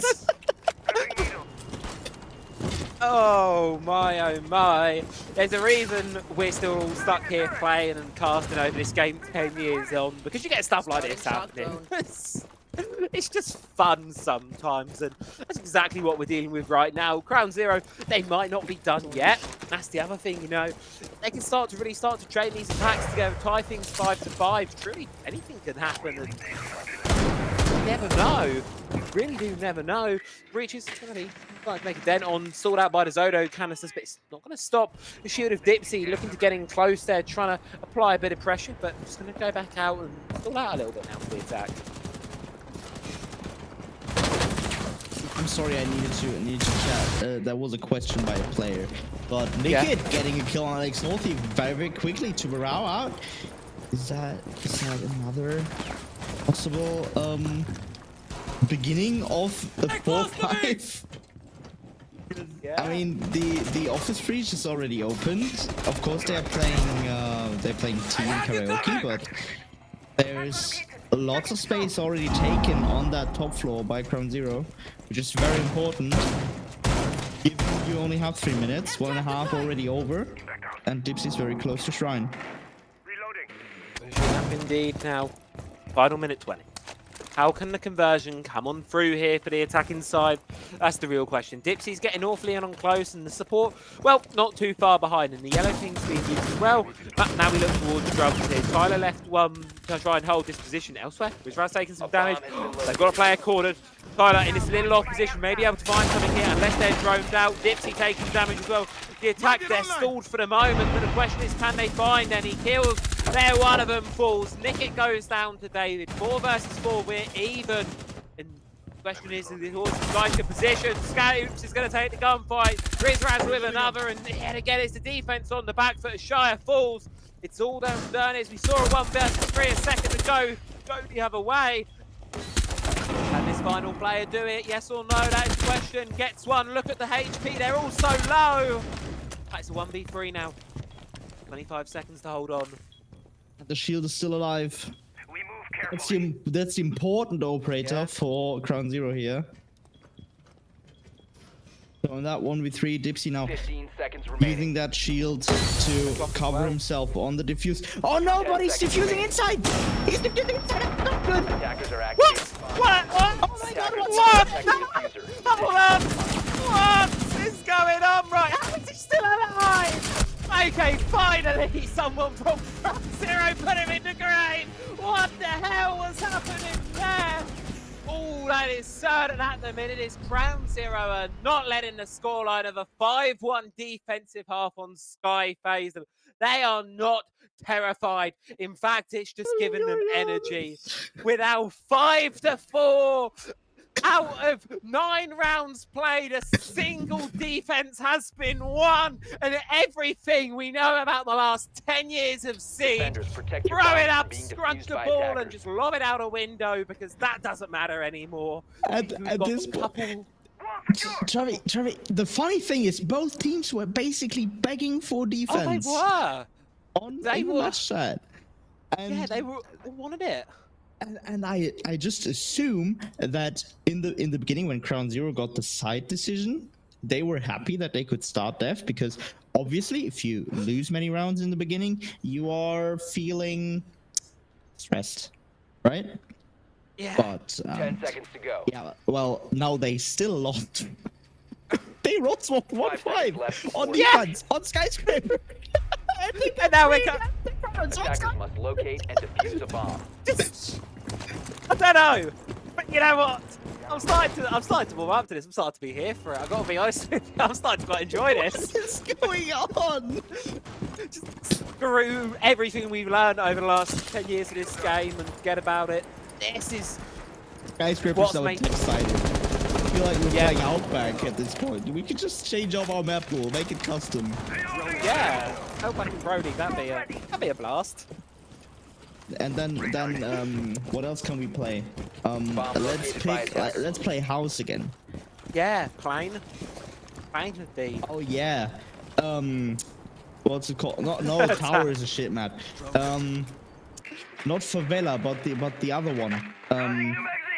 What's it called? No. Fuck. I don't know what's it called again. Doesn't matter. Doesn't matter. Let's bring Dust 2 into the map, Paul. I think that'd be a really good addition. Oh yeah, and we could also play wait, let me think of the map. We could also play on Summoner's Rift next. Yeah, Newtown, plenty of options out there, really. Yeah. So many great options. But What about New York? yeah, New York, or let's just like generate a random Minecraft scene and stick with that. Well, that will be fairly interesting. Minecraft Siege mod. I mean, I know that stuff like this is out there. That's a funny thing. Yeah, you never know. Oh, it doesn't quite hit. Minions being one player down. Yeah. FYI. Dipsy down. This could be the round. Minions, come on. You don't have a shield on. We can do this. They can get an attack. Shut down. Let's do it. Let's get the second one. And it's a 3 versus 4 for the first time in forever. The attack is on the back foot. The attack is in the disadvantage. They hop on in, trying to find something, trying to get anything going. But there's a player here thrown. They seem to know where Shire is, but he's done his job already. Wait, they don't know where Shire is. Uh-oh! No! Shire gets a third! Can't quite find the fourth, but at this point, the damage has been done. Ghost and Loki, all that remain here for the side of CrownZero, 2 versus 3. Is active. Yeah, I mean now minions can probably they Seconds to go. Northy. Alex Northy. What are you doing? 10 seconds to go. Why are you? Attackers drop the diffuser. Well, but Scopes is down now. Now they can Yep. just hold 5 seconds shotguns. to They go. know where he is. He's pushing on towards Alex North getting the kill, but Tyler closing it out. 4-6 minions on map point. The only reason they are on map point is a hero play by Shia. What the hell is going on? Chaos. Utter chaos. But finally, after what has been, I'm doing quick maths in my Now, head here. CrownZero timeout. 8 consecutive defensive round losses on a skyscraper. 8 attacking wins. Finally, a defensive team goes back to a bit of what we know, takes a round, as you said. It's mostly off Shire going absolutely huge, but it doesn't really matter because at the end of the day, they've done it. Minions have themselves a map point here. The question is, can they close it out before we go to an overtime on this one? Attackers have located a bomb. I have no brain capacity left for this. I mean, I'm at my personal end. Yeah. I mean, this is the only Wednesday 10 this seconds ESA remaining. season that I can actually cast because of Microsoft. I'm usually 5 backed off seconds from left. Microsoft, but I mean, come on, and it's ripping apart my Attackers are heading sanity. out to defuse a What bomb. a treat of a game, though. Like, it's our first free mapper. You guys are asking why I'm not casting ESA anymore. This is why. This is why. This is peak Rainbow Six Siege. I don't know what you're talking about. This is the best siege I've ever witnessed. I feel like I'm watching G2 versus some random tier 3 team. That's the same What, I feeling to it. I thought G2 were the tier 3 team. Oh, they are. Misinformation right there. Spreading misinformation purposely. I mean, we've been spreading misinformation, right? We spent a whole pre-bit of this map discussing about how defender-sided it's going to be. Yeah, and how much... we are literally the fake news generators. Yeah. We've not got a good track record tonight, but it's okay. Couple more rounds now for the side of Minions to try and close this one out in regulation. Just one more attack to shut down, and they can do it. They can make it happen. But the CrownZero have something left to answer with. There you go, should be able to get it open. Tyler finds Loki. That's the first one down, 4 to go. And they've got the gridlock out as well. I think this time she didn't really use it. Scope's also down, but there's Dipsy swinging Tyler in a very Okay, confident way. Though it's still 3v4 and side is very bunkered down. They have permanent vision of the breach as well. Toxic base as well, going to start to be used, trying to deny this Montaigne any more presence in towards the objective. And it's really on the rest of the team to try and hold on here. Vertical being used from below by Rizraz, take down utility, try and force these defenders out of these tough positions. But 3 versus 4, a minute left to go on the clock. It's a tough one, but we might be able to do it here, really. It's a question of if not when. Really, the big omen here, I feel, is on Dipsy, on the Montaigne. You're the essential operator. You need to be staying alive, trying to force that defuse down for your team. They've got the smokes to try and get the cover for it. The question is, can they convert it on through Bulletproof Cam gone? They're not going to know exactly where the plant's going down. They just need to find the space, just need to find the safety, but they can't do that. Norvi takes down the shield. That is ever so important to this one.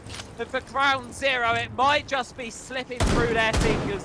Two that remain, Rizraz and Nickit. But the latter goes down. Rizraz answers back with 1. 3 versus 1. The Minions, 15 seconds to hold. 3 players alive, and they will do it. They will keep themselves alive in ESA Season 10. Unfortunately, for the side of CrownZero, this will mean elimination. Fought it very much well and true to the bitter end, but unfortunately not going to be enough today, not going to be enough tonight, and we will unfortunately have to say goodbye to them. I'm just, it's, I don't know. I don't know what to say. That is... My mind has been blown today by not one very good Nighthaven Labs. I'm just gonna go straight into analysis. Fuck everything else. we're just gonna go straight to analysis. Go We for it. had history on Night Haven Labs, Minions against CrownZero, 7-1, 7-1. You mentioned it. And now the turnaround. Overtime, CrownZero takes map 1. Okay, first surprise of the day. Then, second surprise of the day, Bandit ban. Yeah. That's something. Oh, but that was on Skyscraper, to be fair, to make it chronological.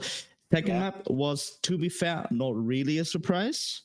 Yeah. Minions winning 7-5.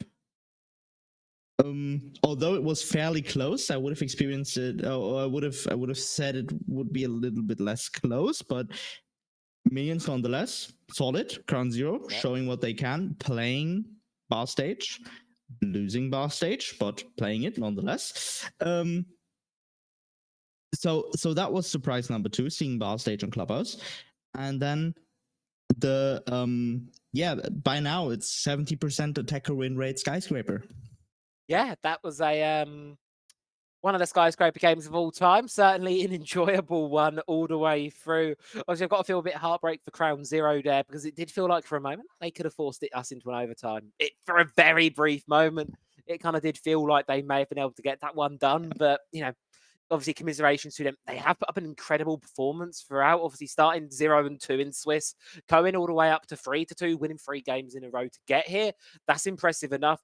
And I do think it's obviously unfortunate for them that they just have been unlucky with the seeding, with the draws. Obviously, they've played against the 2 teams they lost to.